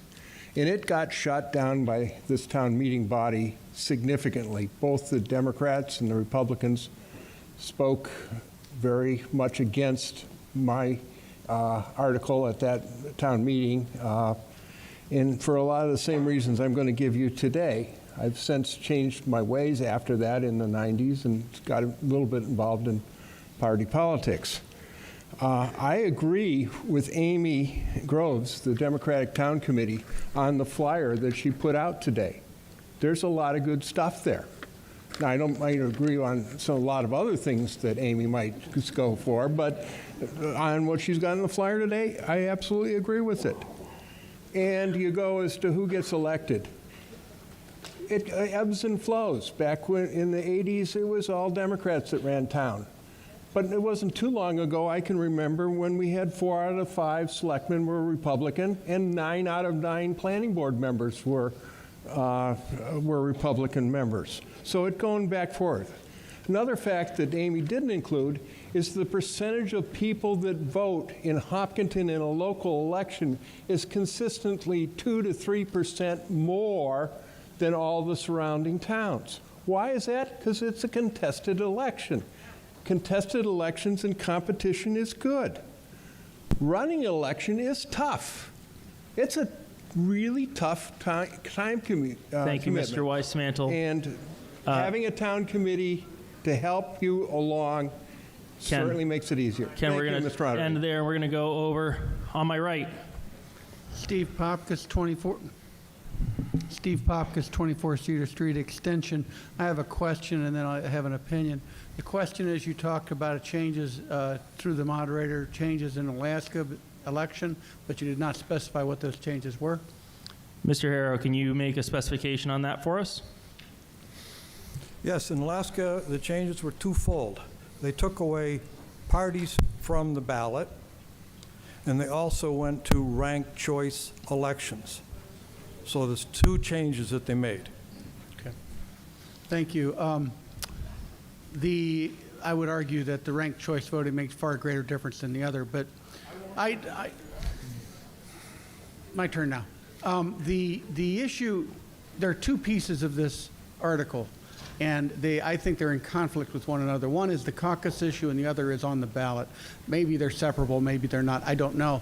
But by taking the party affiliation off of the ballot, you create a situation where the person can go in where there are 50 people on that ballot, and you did your homework on thought you did your homework on all of them, and found out you didn't, and you look at two names, Pagliacci and Smith, you have no idea what their affiliation is, who they characterize themselves to be, or what who they align themselves with. The information on the ballot, I would say, is actually critical. And so for that reason, I would suggest voting down this article. Thank you, Mr. Popkis. Mr. Harrow, Mr. Hurley, would you mind sitting down in the meantime, and I'll call you up if you have any questions that you might need to answer? Thank you. On my left, please. Cafeteria. I don't know if there's anyone left, but I'll double check. I think, is there anyone who wants to speak in the gym? I know we don't have anyone in the cafeteria. Sorry, pardon me. Yes, there is. Okay. Please state your name and address. Zachary Kosan, 8 Hazel Road. Mr. Moderator, I'd like to call the question. Even better. Okay, folks, we have a motion. What was the name again, just so that we can record it for the minutes? Kosan, Kosan. Thank you very much. And then do we have a second? Okay, so do we have anyone who has Point a of comment order, on... Mr. Moderator. Point yes, of order. your point of order? The opponents have not had sufficient time to speak. I ask the discretion of the moderator that the opponents be given a chance to speak. So we did have people speak to both sides in equal number. What I would say is if you want to make that point, rather than a point of order, that would be a point to not call the question. So does anyone have any commentary that isn't exactly to that point? Because Mary Jo brought up a point for why not to call the question. Does anyone else have a point of why we should not call the question? On my right. Jim Miraboli, 10 Ledgestone Drive. Over here, we've got 8 people who haven't had a chance to speak. And I think we had 3 people who actually spoke. Okay, so we have... is there anyone in the gym, real quick, that wants to speak to the calling of the question? Okay, so with that, we're going to first vote on this. If the calling the question fails, it's a 2/3 requirement. If that fails, then we'll continue debate. But we have to at least give the vote its due. So on that, we're going to open up the vote. I'm going to give 30 seconds for this.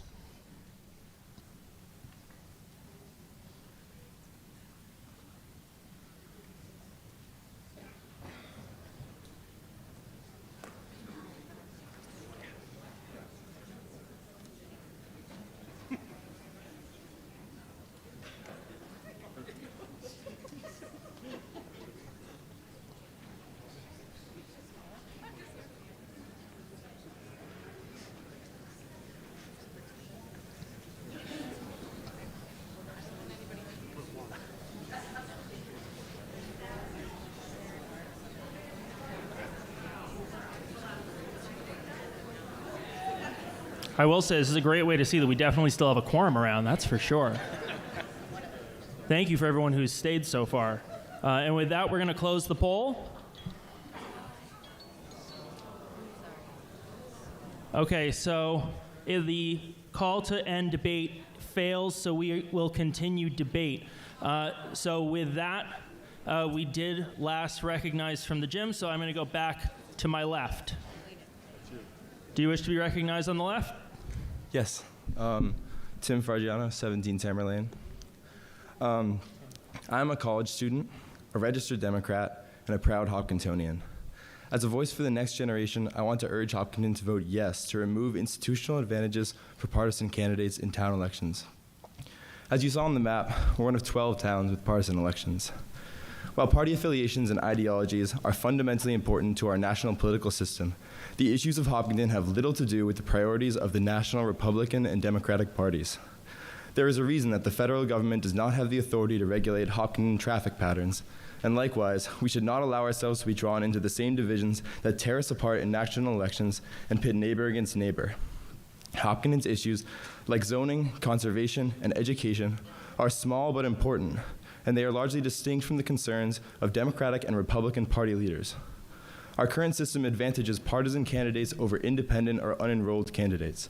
I do not believe that someone is more qualified for a Hopkinton office merely because they caucus with a political party, as the current voting system for ballot signatures indicates. I also do not think that someone should need to identify their stance on abortion to be able to serve on the Conservation Commission, or their position on the defense budget to be able to serve on school committee. Partisanship already defines our politics online, in our houses, and amongst our neighbors. We all have relationships with other people that have been in some way damaged or threatened by partisan politics, especially with the rise of social media. Eliminating partisan advantages will not get rid of political parties. They will always be a part of our political system, locally and nationally. Rather, it will send a message that, first and foremost, we are Hopkintonians, and that we can resist the hatred, fear, and division that threatens to further divide our community. Thank you. Thank you very much. And now on my right. Mr. Moderator, Peter Thomas, 215 Pond Street. Very well said, the young Mr. Fargiano. And with respect to Mr. Wisemantel's earlier comment about this failing in the 1980s, that was a time well before the corrosive national politics that plays out on CNN, Fox News, pick your network, that exists to divide people. Political parties play an outsized role in our local elections. Last May, the only contested race was for school committee. There were 3 candidates for 2 seats. 2 candidates were Democrats, and 1 was unenrolled. The 2 Democratic candidates received almost an equal number of votes at the ballot box. 1 candidate was well known in town and currently serves on another town board. But the other candidate was relatively unknown. Peter, one thing, just let's make sure we don't go into too many potential personal waters here. Yet we elected the unknown candidate. The only logical explanation for this is that the unknown candidate had the indicator Democratic caucus nominee next to their name. Voters saw this and checked the box. Is there a point of order? What's the point of order? Did I name somebody, Connor? On the advice of counsel, it was not a personal attack. Thank you. You may continue, Mr. Thomas. A party affiliation allows candidates to work less hard to meet and educate their potential constituents. It allows them to lean on the political party's brand instead of their own. This does a disservice to all voters, regardless of their political leaning. I urge my fellow residents to wholeheartedly support this measure and follow the lead of 339 other Massachusetts towns in eliminating political caucuses in Hopkinton. Thank you. Thank you. Is there anyone in the gym? Okay, hearing no one in the gym. On my left. Michael King, 189 Hayden Row. So I would argue that the data that we saw up there that they presented showed that it's a good thing to have caucuses in town because it increases participation in the democratic process. What happened after 2016, was a good thing for local government. It got people involved. It got people to focus on local issues. So I'm standing up here to say that I would vote against this motion. I wholeheartedly support what Mr. Wisemantel said and the form that Ms. Groves handed out on the way in. Thank you. Thank you very much. On my right. Jim Morabili, 10 Ledgestone Drive. With regards to the data shown, we've seen a shift where even candidates that got 50 signatures still wanted to be identified as Democrats on the ballot. I don't think as a community, or I certainly don't believe that I should restrict somebody's ability to identify with the political party and have that on the ballot if they so choose to do that. If they want to collect signatures and show as unenrolled, then that's their choice. If they want to affiliate with a political party, That's their choice as well. I don't think we should strip that away from them. And is there anyone in the gym? Okay, hearing none. On my left. Okay, Amy Ritterbusch, 54 Grove Street, speaking as an individual, not as a member of a board. I rise in opposition to this article, and I recommend we vote to keep party designation on the ballot. So I am a high information voter, as anyone who knows me will tell you. I love to research town meeting, town election, and share that information widely on websites and social media. It's my hobby. It's what I do after work. In my spare time, and that's crazy, but that's what I do. People are busy. They don't necessarily have time to do what I like to do. They may have little children, or they may have more interesting hobbies. They might do sports. They might be running the marathon for charity. They might be a scout leader or volunteering for Project Just Because. And so they don't always have the time that I have. So some candidates do not even attend Meet the Candidates night. Some candidates do not submit a candidate statement to the paper. And you cannot even call people on the phone anymore because most people got rid of their landlines. You can't look up their number in the phone book. So when you walk into that voting booth, I think you do have to have at least some information on the candidates. You get their name, you get their address, you get their incumbent status, so that is something. But up until now, you could at least also see their party affiliation, whether Democrat, Republican, or unenrolled. And so I hope we don't take away that key piece of information from voters, and I respectfully ask that we vote no on this article. Thank you. On my right. Thank you, Mr. Moderator. Mary Jo Andrican, 2 College Street. I urge a no vote on this article. The caucus system is working well for Hopkinton. The Town Democratic Committee and the Town Republican Committee are doing a good job of recruiting qualified candidates. We have no holes in our ballot. There's somebody for every office. Towns that don't have caucuses have holes in their ballots where a write-in candidate can get in with just a handful of votes, sometimes with just one write-in vote. It's risky to leave items on the ballot empty.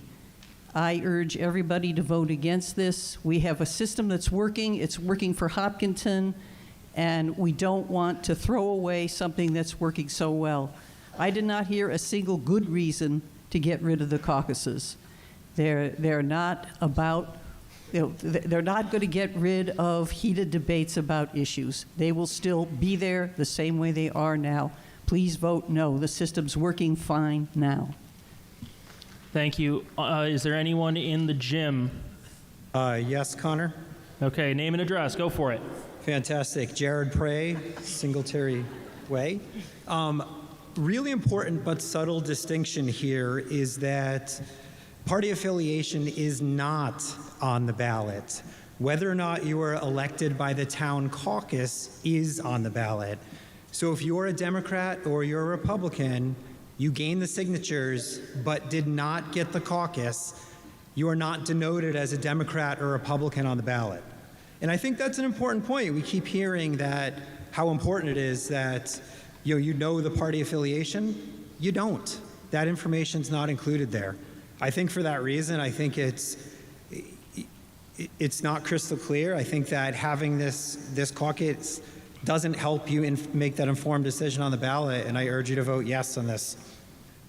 Thank you. Thank you. On my left.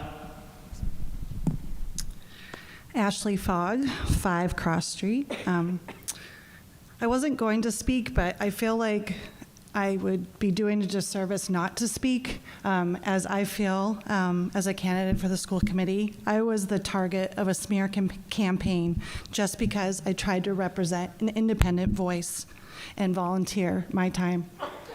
A vote yes on question 2 means we all get to be independent voices without the fear of backlash from divisive national party politics. I really ask you to vote yes on 2. Folks, we got to keep the clapping off. Let's stop. And now with that, I'm going to go to Muriel on my right. Muriel Kramer, 39 North Street. Thank you. Speaking as a private citizen, not as a member of any board. Looking at the data, it was kind of fun, and it's no surprise that in 2017 there was a big uptick. I was one of those light blue folks on that uptick. When I ran for the planning board, I went to that caucus not intending to run, because frankly, I had promised my husband that I would never run for election again. 2016 changed things for me.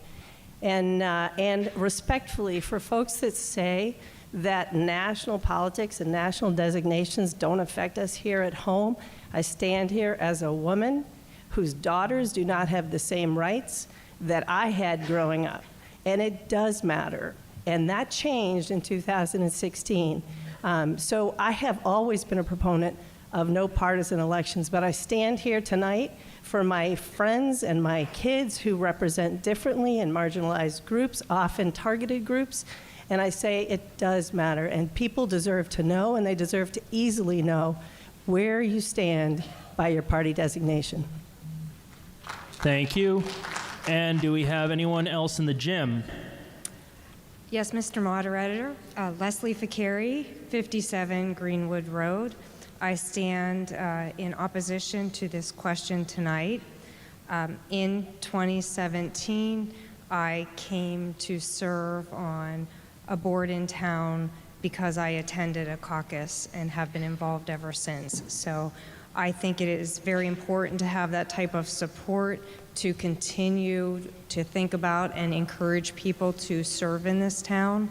So thank you for your time. And again, I stand in opposition to this question. Thank you.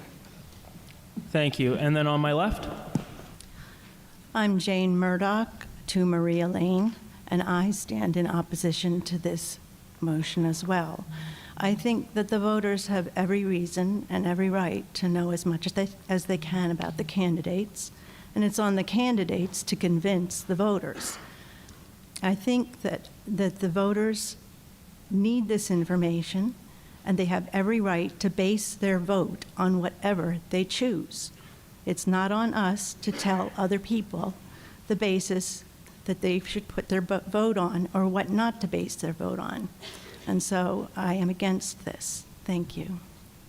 Thank you. And there is no one on the right. Is there anyone in the gym? Okay, none. Left. Hi, my name is Sue Curries, 29 Forest Lane. I want to speak in opposition to the article, or at least express my concerns and questions. The first is that whenever I vote in a state and national election, I do have the benefit of having some information with a party designation for those candidates. I don't understand why tonight we would vote to hide that information from the ballot here at the local level, particularly at a time when transparency is such an issue. The other question I have is, I know that there has been talk in our town that there is divisiveness and perhaps some concern about how one party or the other party might be cast and that disadvantaging them. And I think if you feel like you're being disadvantaged or because of your party designation, listen to that because perhaps that means that your views are actually different from the party designation that you have. And I know that for me, it's important to see that our elected officials stand up and let us know where they fall across the political spectrum, Republican, Democrat, Independent. And should a candidate feel uncomfortable with our party system, they can always register as an independent and run as an independent. I think the last thing I want to say, if I have 10 more seconds, is 15. That taking that taking that information off the ballot kind of hits me as, well, our residents here don't do their research when they go into the ballot booth. All they do is vote for a letter. And I'm sorry, I do my research. Thank you very much. Thank you. On my right. Peter Thomas, 215 Pond Street. To the gentlewoman's comment about hiding the information. Let's make sure that we're keeping it all up here, but yes, go ahead. 339 other towns in the Commonwealth do not have partisan elections. Who do we aspire to be? Tonight, we voted for a school because we have aspirations for our children. We want them to have a better learning environment. Who does Hopkinton aspire to be? Do we aspire to be like Cambridge, Newton, Wellesley, Natick, Framingham, Holliston, Milford, Upton? Just pick a neighborhood, pick a town, throw a dart at the map. Every one of those towns does not have partisan elections. So what do they know that we don't? It's not about hiding information. It's about modernizing the way you look at candidacy on a local level and coming together as one unit, one town, not D's and R's and I's, but just Hopkintonians. That's what it's about. Thank you. Okay, is there anyone in the gym? Okay, hearing no one in the gym. On my left. Thank you. Martin Bays, 106 Hayden Row Street. Proud of Hopkinton as it is. It is not necessary to change anything. The folks in town are doing a great job. The caucuses appear to be doing a great job of bringing people in. Vote no. Okay, and I don't see anyone else rising to speak. So with that, we are going to go to a vote on the motion for Article 2. So I'm going to once again open the poll for 30 seconds and go. Just to be clear while we're voting, because you can change your vote if you need to while the poll's open. If you vote yes on this, that eliminates party caucuses from nominating people to the ballot. If you vote no, then it remains the same. We continue to have party caucuses able to nominate to the ballot.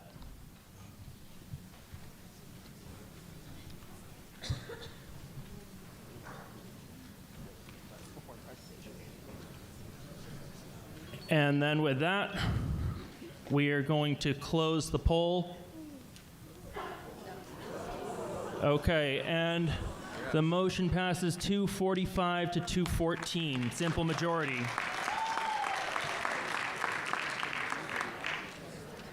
And with that, we're going to move on to Article 3. We're going to keep it moving, folks. Can the folks from the Sustainable Green Committee come up for the presentation on Article 3? Article 3 is to adopt the municipal opt-in specialized stretch energy code. Mr. Rowland, please take us away with a motion first. Thank you, Connor. I move the motion. Everyone, we can be quiet while we're trying to wrap this up. I move the motion for Article 3 as specified in the warrant. Thank you all for still being here. I'm Jeff Rowland, Chair of the Sustainable Green Committee.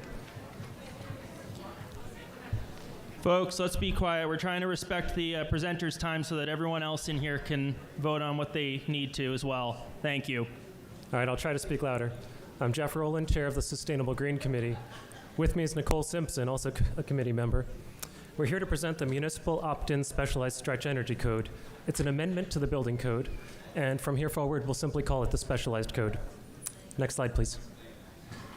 In Massachusetts, we have 3 levels of the building code. There's a base code, which sets minimum standards, but only a very small proportion of the state remains at that level. Then there's the stretch code. In 2010, Hopkinton was one of the early adopters of the stretch code, which increased the efficiency expected from our buildings. Most other towns in the state followed. This also qualified us for the Green Communities program, through which the town has received numerous grants for energy efficiency projects. And until this year, the stretch code was the top tier available for the building code. This year, the state made the specialized code amendment available. It was specifically designed to prepare new construction to meet the net zero goals of the state. Within its first year, 23% of the state population is already following the specialized code. The number's gone up since we created this slide.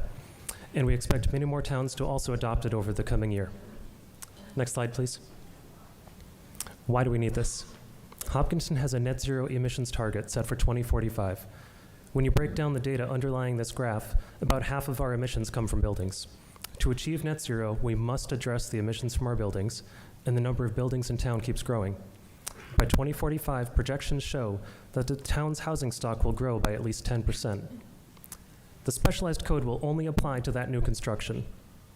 Renovations to existing buildings are not impacted by this proposed change and are still covered by our current building code, the stretch code. Next slide, please. To give you context on our road to net zero, in a typical Massachusetts home, 80% of energy use comes from the heating and cooling of air and the heating of water. often by burning oil and gas. The specialized code will help prevent us from adding to that deficit by preparing new construction for electrification and help get us to net zero faster by ensuring new construction does not contribute excessive emissions in the future. To be clear, the specialized code does not ban the usage of fossil fuels in new construction, but it does require that new buildings are prepared for the electric transition. Nicole will dive further into those details.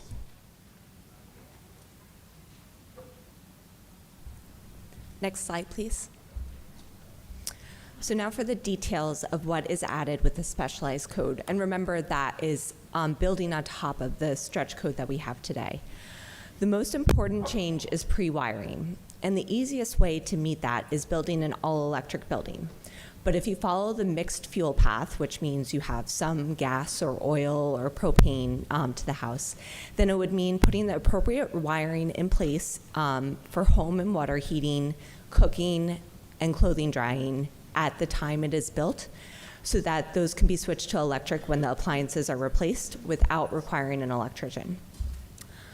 The next, excuse me, the next item is solar. So if the building follows a mixed fuel path, then on-site solar is required. For homes larger than 4,000 square feet, they have a higher energy usage and tend to have larger budgets. Therefore, there are increased performance expectations to limit the environmental impact. If a mixed fuel path is used, then the home would need to have solar sufficient to offset the energy usage on an annual basis. And lastly, for large multifamily homes, a passive house design is used for high energy efficiency. All of this guidance is specifically for new buildings. Additions and renovations are not impacted by the specialized code. Next slide, please. There will not be any cost impact to the town. There is a minimal impact on the scope of inspections that can be managed by the current staffing. There is free training offered by the state so our town staff can get up to speed. The Elmwood School replacement is designed in compliance with the code already, as it is all electric. For developers, examples throughout the state show the cost of building to be neutral or even less if the building is an all-electric design due to all of the state and federal incentives available. And finally, the homeowners and renters will experience savings due to reduced energy usage. Years later, when replacing appliances, there won't be any additional cost to retrofit if switching to electric appliances. Next slide, please. So in summary, the specialized code is an important step forward because it pre-wires homes to avoid expensive retrofits later. This puts residents first. It is one of the most impactful steps we can take to reduce carbon emissions in Hopkinton. It will save money for homeowners and renters with high-efficiency appliances. It encourages building healthy homes from the beginning that aren't powered by fossil fuels. But ultimately, it maintains market choice for builders and home buyers to select the path that is right for them. Thank you. Thank you very much. And with that, do we have any comments, questions? On my right. Jim Mirabile, 10 Ledgestone Drive. I want to thank the Sustainable Green Committee for doing great work. I think it's important that we all look to move to be more energy efficient in the future. I think as we do move in that direction, as we've seen with other projects in town, we just need to be careful of unintended consequences. If you look at the resources that we're asking the new builders to utilize, it's not just the wiring and the cabling in the home. It's the switches, the electrical switches that are rated higher, all the transformers that feed these homes. They need to be at a higher rating. And these are all resources that there are parts of the country that today have immediate needs, where what we're asking to do across a number of areas is duplicate what maybe somebody wants a gas range, right? Especially in a larger home, it's probably going to be a Wolf or a Viking, right? And we're asking the builder to wire for electric. natural gas heating system. We're asking them to utilize wiring for electric. So maybe those resources could be used someplace else. Electric vehicle in a car, I think that makes sense. I think, again, as we move forward, looking at unintended consequences and how we affect not just our town, but others, maybe we ask the Sustainable Green Committee to take another look and not maybe adopt everything that the state hasn't mandated, but a piece of that and present it at the next town meeting in the spring. Thank you. Thank you. And before we go to the next speaker, real quick, Jeff, can you just clarify if there, just very, very briefly for us to kind of address that, is there anything, what's the impact on current homeowners, not the new constructions right now? Yeah, so this will only have an effect for you if you're building a new home in town. Any renovations to existing homes are covered under our existing code. Nothing there is changing. Okay, thank you. And on my left. Maxim Arifi of 30 Chamberlain. I would like to correct, I think I was digging into the papers today. It will affect homes with renovation above 1,000 square feet. Am I wrong? Okay. Mr. Rowland, can you just clarify into the microphone real quick so that we can all hear what's going on there? That's incorrect. That what you were reading applies for the stretch code, which we already have. So there's a calculation for it based on the percentage of the home that you're changing and if it's over 1,000 square feet. But that's under the stretch code, which we already have. Okay. Thank you. The specialized code does not affect that. Okay. Did you have another question or comment? Yes, Yeah. I would like to also express my opinion for that change because of the cost is negligible compared to the benefit of your house that you're going to end up having for resale value. For things like the environment, and not the last thing I would like to mention. And yes, I would like to vote yes, and I encourage you to do so. Thank you very much. Do we have anyone in the gym? Okay, hearing none, we're going to go over to my right. Thank you, Connor. Bill Flannery, 12 Saddle Hill Road, and I'm not speaking on behalf of any boards that I may serve on. If I understand correctly, this particular proposal was recently defeated in a neighboring town in Ashland, and I found it interesting that their sponsor talked about the cost being closer to 3 to 4% of construction, and the sponsor did not, the sponsor suggested that, and he was challenged by a builder who said it was probably substantially more, and there was not a rebuttal from that sponsor I found of interest. Maybe more importantly, the former chair of the Sustainability Committee in Ashland, a lady who was also an architect, was against passing it because she said as a professional it's very difficult to understand the nuances of all these new rules and regulations, and she was more in favor of postponing it until more information had been found. And finally, I personally spoke to a local developer who builds rather large homes, and he estimates it's between 5 and 10% of extra costs, so not the 1% that was shared today. So my thought is this: if this doesn't take effect until July of next year, maybe we could take a step back, find out more information, because I believe most people are for sustainability, but let's not hurry through this. We have time by next meeting in order to have this reenacted or have this implemented for July of next year.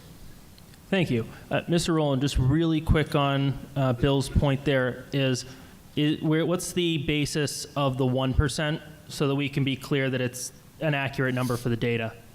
So I can't speak to what numbers Ashland presented, but the numbers that we put in our information are based on studies that we got from the state. And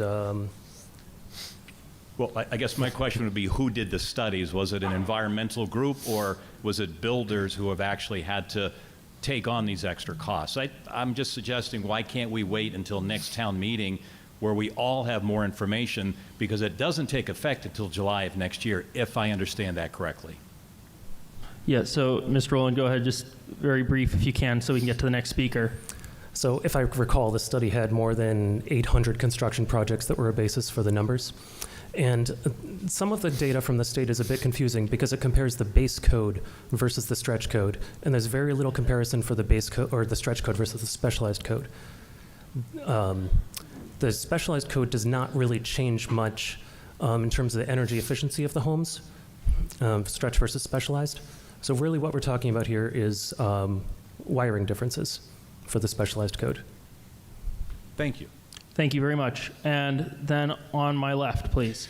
Ben Churko, 147 Lumber Street. So I have a question that if they're going to be requiring new construction to have solar, either 100% or a certain percentage of it, I would imagine that most of the remaining lots in Hopkinton are small, not large parcels. Some of them will not allow you to turn a house so that you can get efficient solar usage. So what's going to happen then? If your house isn't positioned, I know my house is not, that you can take advantage of any solar, where are you going to put the solar panels if you can't put them on the roof? Nicole, do you have an answer for that question? So with the specialized code, for solar, there are some exceptions for shaded lots. So there is criteria around if it's actually a good candidate for solar. So if it's not a good candidate and doesn't have sufficient space, it would have an exception for having solar. The one place where that isn't the case is with the over 4,000 square foot homes. There, it's required to have on-site generation that would offset the energy usage on an annual basis. But I think what you'd find is most 4,000 square foot homes that are being built do not have shading on site that would obstruct the roof. So there is that trade-off. If it's a small site and it does have a lot of trees around, you're not required to cut down those trees in order to accommodate solar. There's exceptions in place based on the shading. Who's the exception from? How do you obtain an exception? Let's keep the questions coming through. How do you obtain an exception? Okay, so Nicole, how would an exemption be attained? Yeah, so it's stated the requirements through the building code, so it would be through the building inspection process. So it would be a local approval through the building department in the town of Hopkinton, or is that a state waiver that you'd have to get? Nicole, is it a state or local waiver? I believe that would be local because our local municipal staff are responsible for the approvals within the town. Okay, thank you. Thank you very much. Is there anyone in the gym? Moderator, Leslie Ficari, 57 Greenwood Road. This is along the same lines as the questioning we just had. So if your house is over 4,000 square feet, and the only way to capture the solar is by having the solar panels on, like facing the street on the front of your house, you would be required to have this under the new code. So Nicole, quickly to that point, could you just state how that would affect the placement of solar panels? Yes, so I will just state again, this is only about new construction. So existing homes, this doesn't change anything. But new construction, if you're able to, it doesn't say where you have to face it, but in order to get sufficient solar, you might want to choose your south-facing roof. So that could be facing the street, but you also have discretion when you're building a house. If that's not to your taste, then if you're buying a new house, you wouldn't have to pick one that's facing the street. So with new construction, 4,000 square feet, you would need sufficient solar to offset the house energy, but you can achieve that in any way that the math works. Thank you very much. Thank you for the clarification. Thank you, Leslie. And then on my right. John Catino, 1 David Joseph Road. Now, unlike the 400 or 500 people that already left, I came in for this question. I'm also a builder, and when we're starting to talk about some of these points that they're trying to make about the solar and such, some of the solar projects that we're going through right now, actually, I think there's one that's having problems because they want to take down some more trees, and people are saying, no, you can't do that. And so when we're just talking about this, why would, some people are going to have to do ground-based solar if you're going over 4,000 square feet. And one of the biggest ones is when it comes down to commercial. Now, we're trying to encourage biotech to come into town. And we all know when biotech comes into town, they put all the structure on the roof. They have all the filters and everything else. So all the penetrations will be there. So how are they going to be able to put enough solar to become net zero also? So I just think that we really need to take a pause for this. You know, it sounds great. Now here I'm up here saying, oh no, my goodness, we have to slow down. We don't want to be energy efficient, but we do. We have some great efficiencies that are built into the building codes right now. But if this, one of the speakers before, if we could just slow down and wait till May to look at this, because this just came up, it's a special town meeting, and there really isn't enough information. Even when they were just talking about, well, we don't know whether it's local or state, and maybe the building inspector is going to come clear that up. But we really do have to slow down, because this really will affect building in town and the growth that we're trying to look for on South Street and other places. So I really, I urge people to pause on this one. Let's look at it in May. Thank you. Thank you, Mr. Catino. On my left. Michael Manning, 32 Briarcliff Drive. And I think what the previous speaker just said kind of addresses my questions and comments. But, you know, the Nonpartisan Tax Foundation ranks Massachusetts as the 5th worst in the country in terms of business tax climate. Massachusetts regulations are not business friendly. Adding additional construction costs harsher than other Massachusetts towns will make it even more difficult for Hopkinton to attract business to locate in town.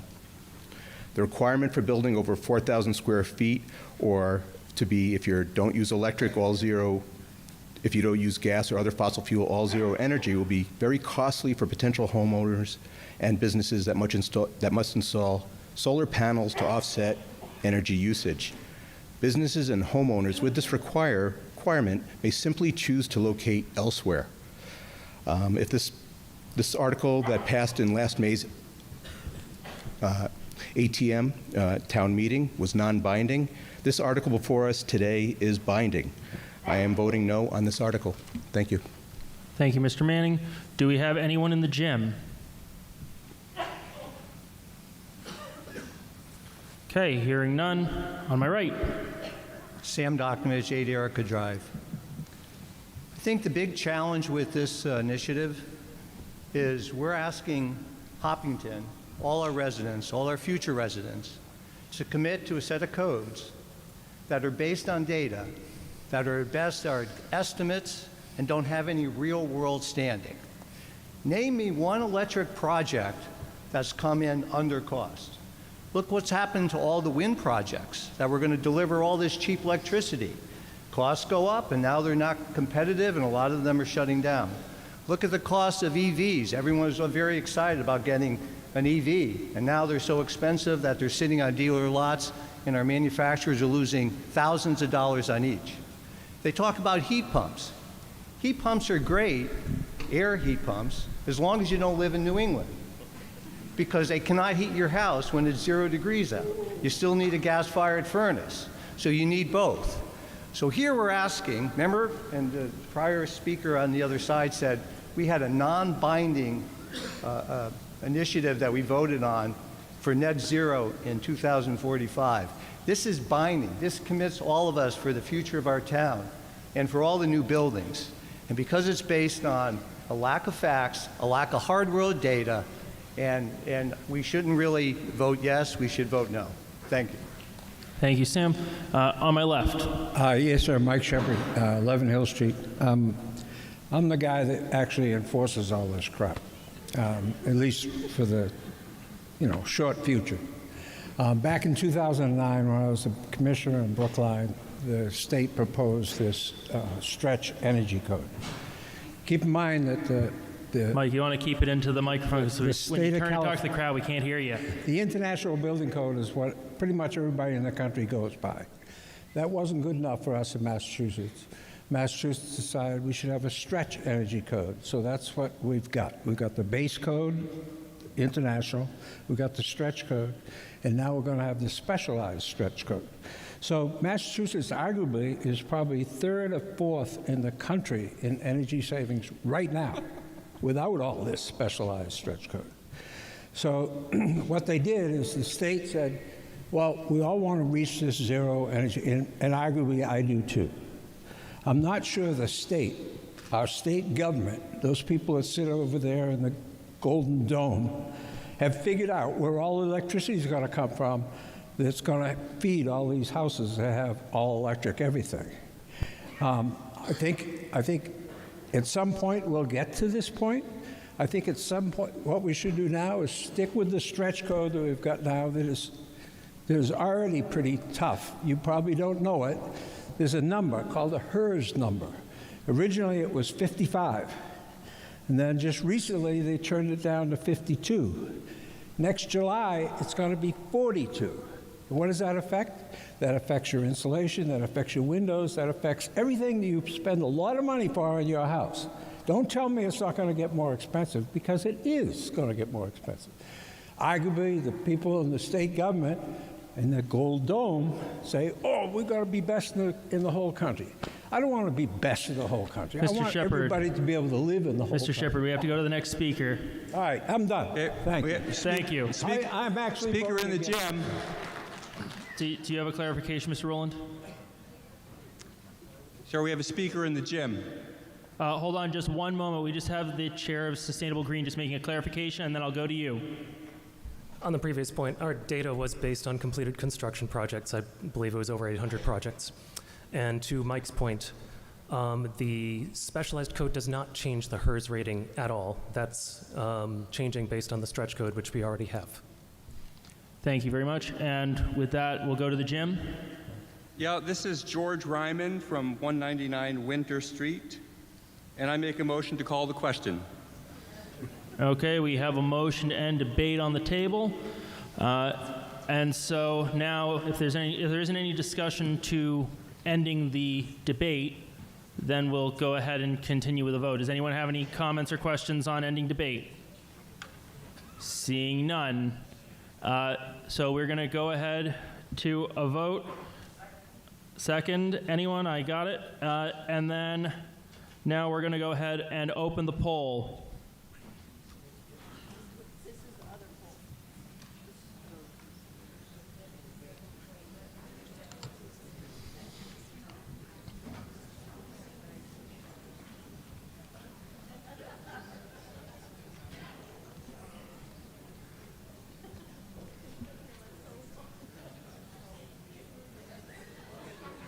Five-second warning, here we go. Okay, we're going to close the poll now. Okay, we have 306 to 28. The motion passes. We are going to go on to the main motion now. The main motion being to pass Article 3 as presented in the warrant articles and motions document. So now we are going to open that for another 30 seconds and go.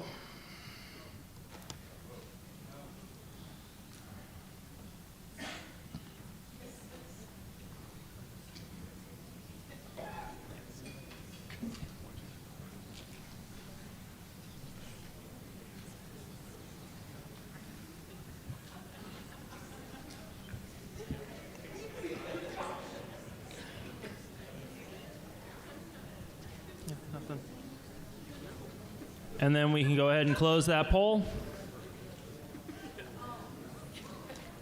Okay, and that is 121 to 216. The motion fails by a simple majority.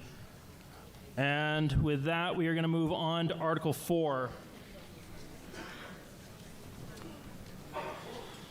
Okay, folks, we appreciate you staying this long, just a little bit longer. Last one. If we can get, who's presenting Article 4? Is that going to be the Select Board? Is there a member that's going to be presenting the motion? Yep. The Select Board moves no action. As presented? No, no action. No action?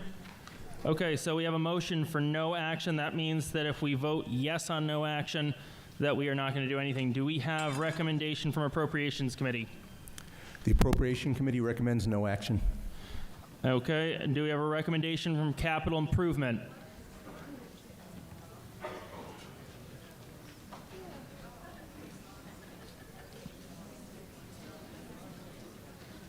Capital improvement, no action. Okay, so all recommendations, no action. We now have, if there's any discussion on a motion for no action, otherwise we can go to a vote. Anyone want to comment? Oh, Mr. Kamalo, are you speaking? Okay. Just making sure I saw you getting up. Okay, so with that, we are going to go ahead right into a vote on a motion for no action. So again, just to be clear, a yes vote means that we do not do anything and everything just stays status quo. A no vote means we would have to propose some new action instead. So in that case, we're going to now open the poll.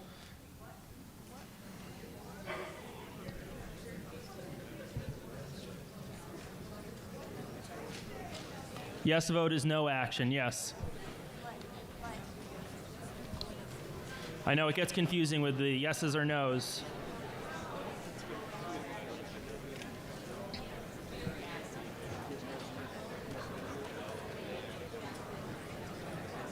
Okay, and we're just going a little bit longer, almost there.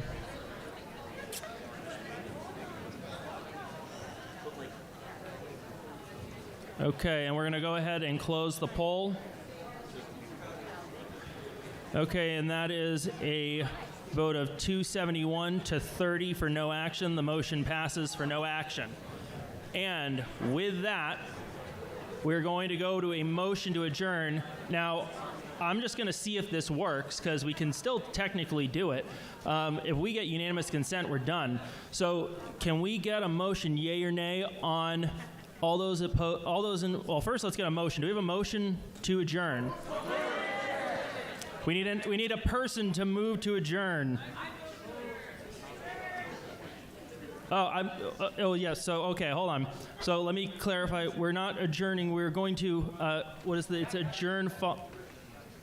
Okay, so we're going to adjourn until the election, where we will cast our ballots for for question 1 regarding the school vote.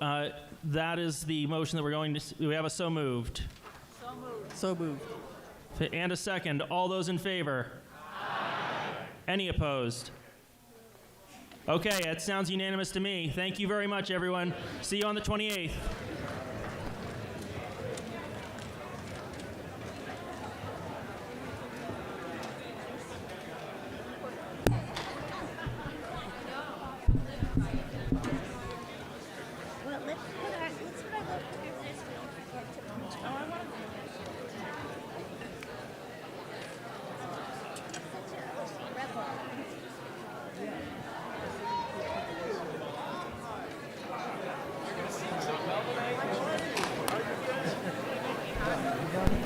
And don't forget to return your devices at the back as you're leaving, just so that we can collect. It's just going to be a spot to drop it off right as you're leaving.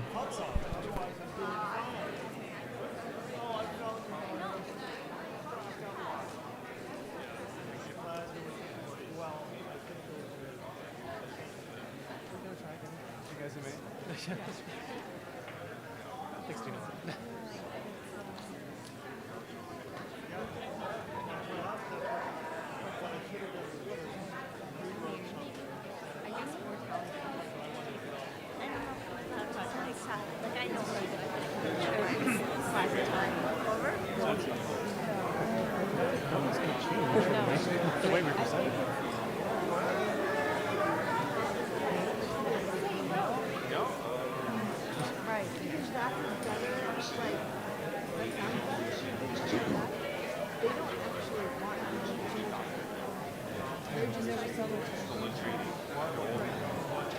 Yeah, even though like we you said said it it like like 5 half a dozen times. But just like the way it's all structured is so confusing, and the information they put out there is so confusing. Well, and then of course, it's like, oh, this is the stretch. Well, this is the specialized stretch. And you're like, wait. Yeah. It took us a long time to Which really was like understand the the wording nuances. from the state on the article that we were supposed to call it a specialized stretch. it so much more. Well, it's just good practice for me, right? That's right. I really don't want to do this You again. did a good job. Thanks, Tina.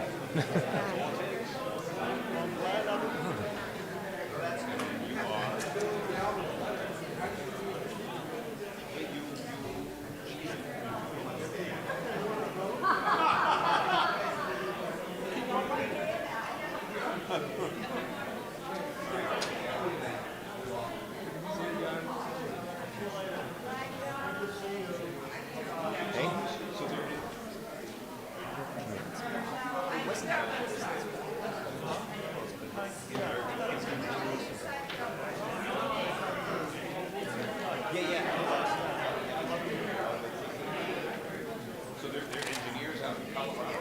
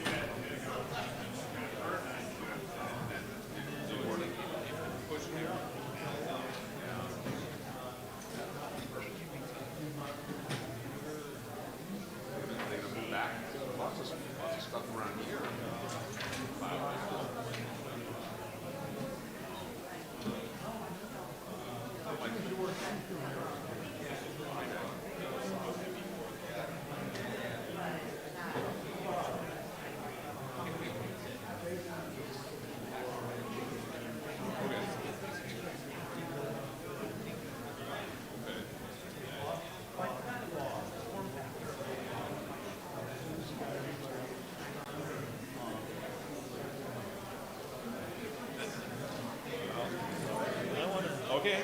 Oh, is this your keys? Yeah.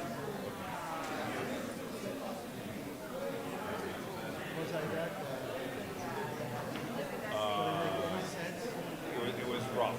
Yeah. It was rough. It was rough. All right. Thank you for your honesty.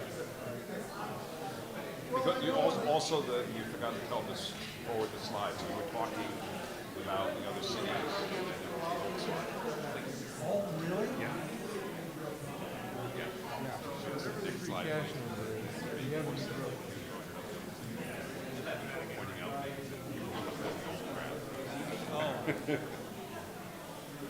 Oh well, it's over. It's over.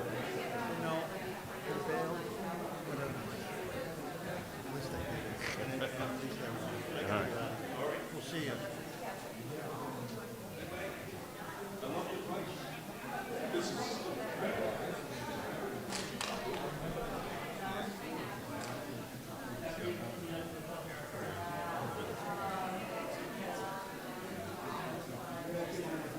That sounds. You got works to do tomorrow.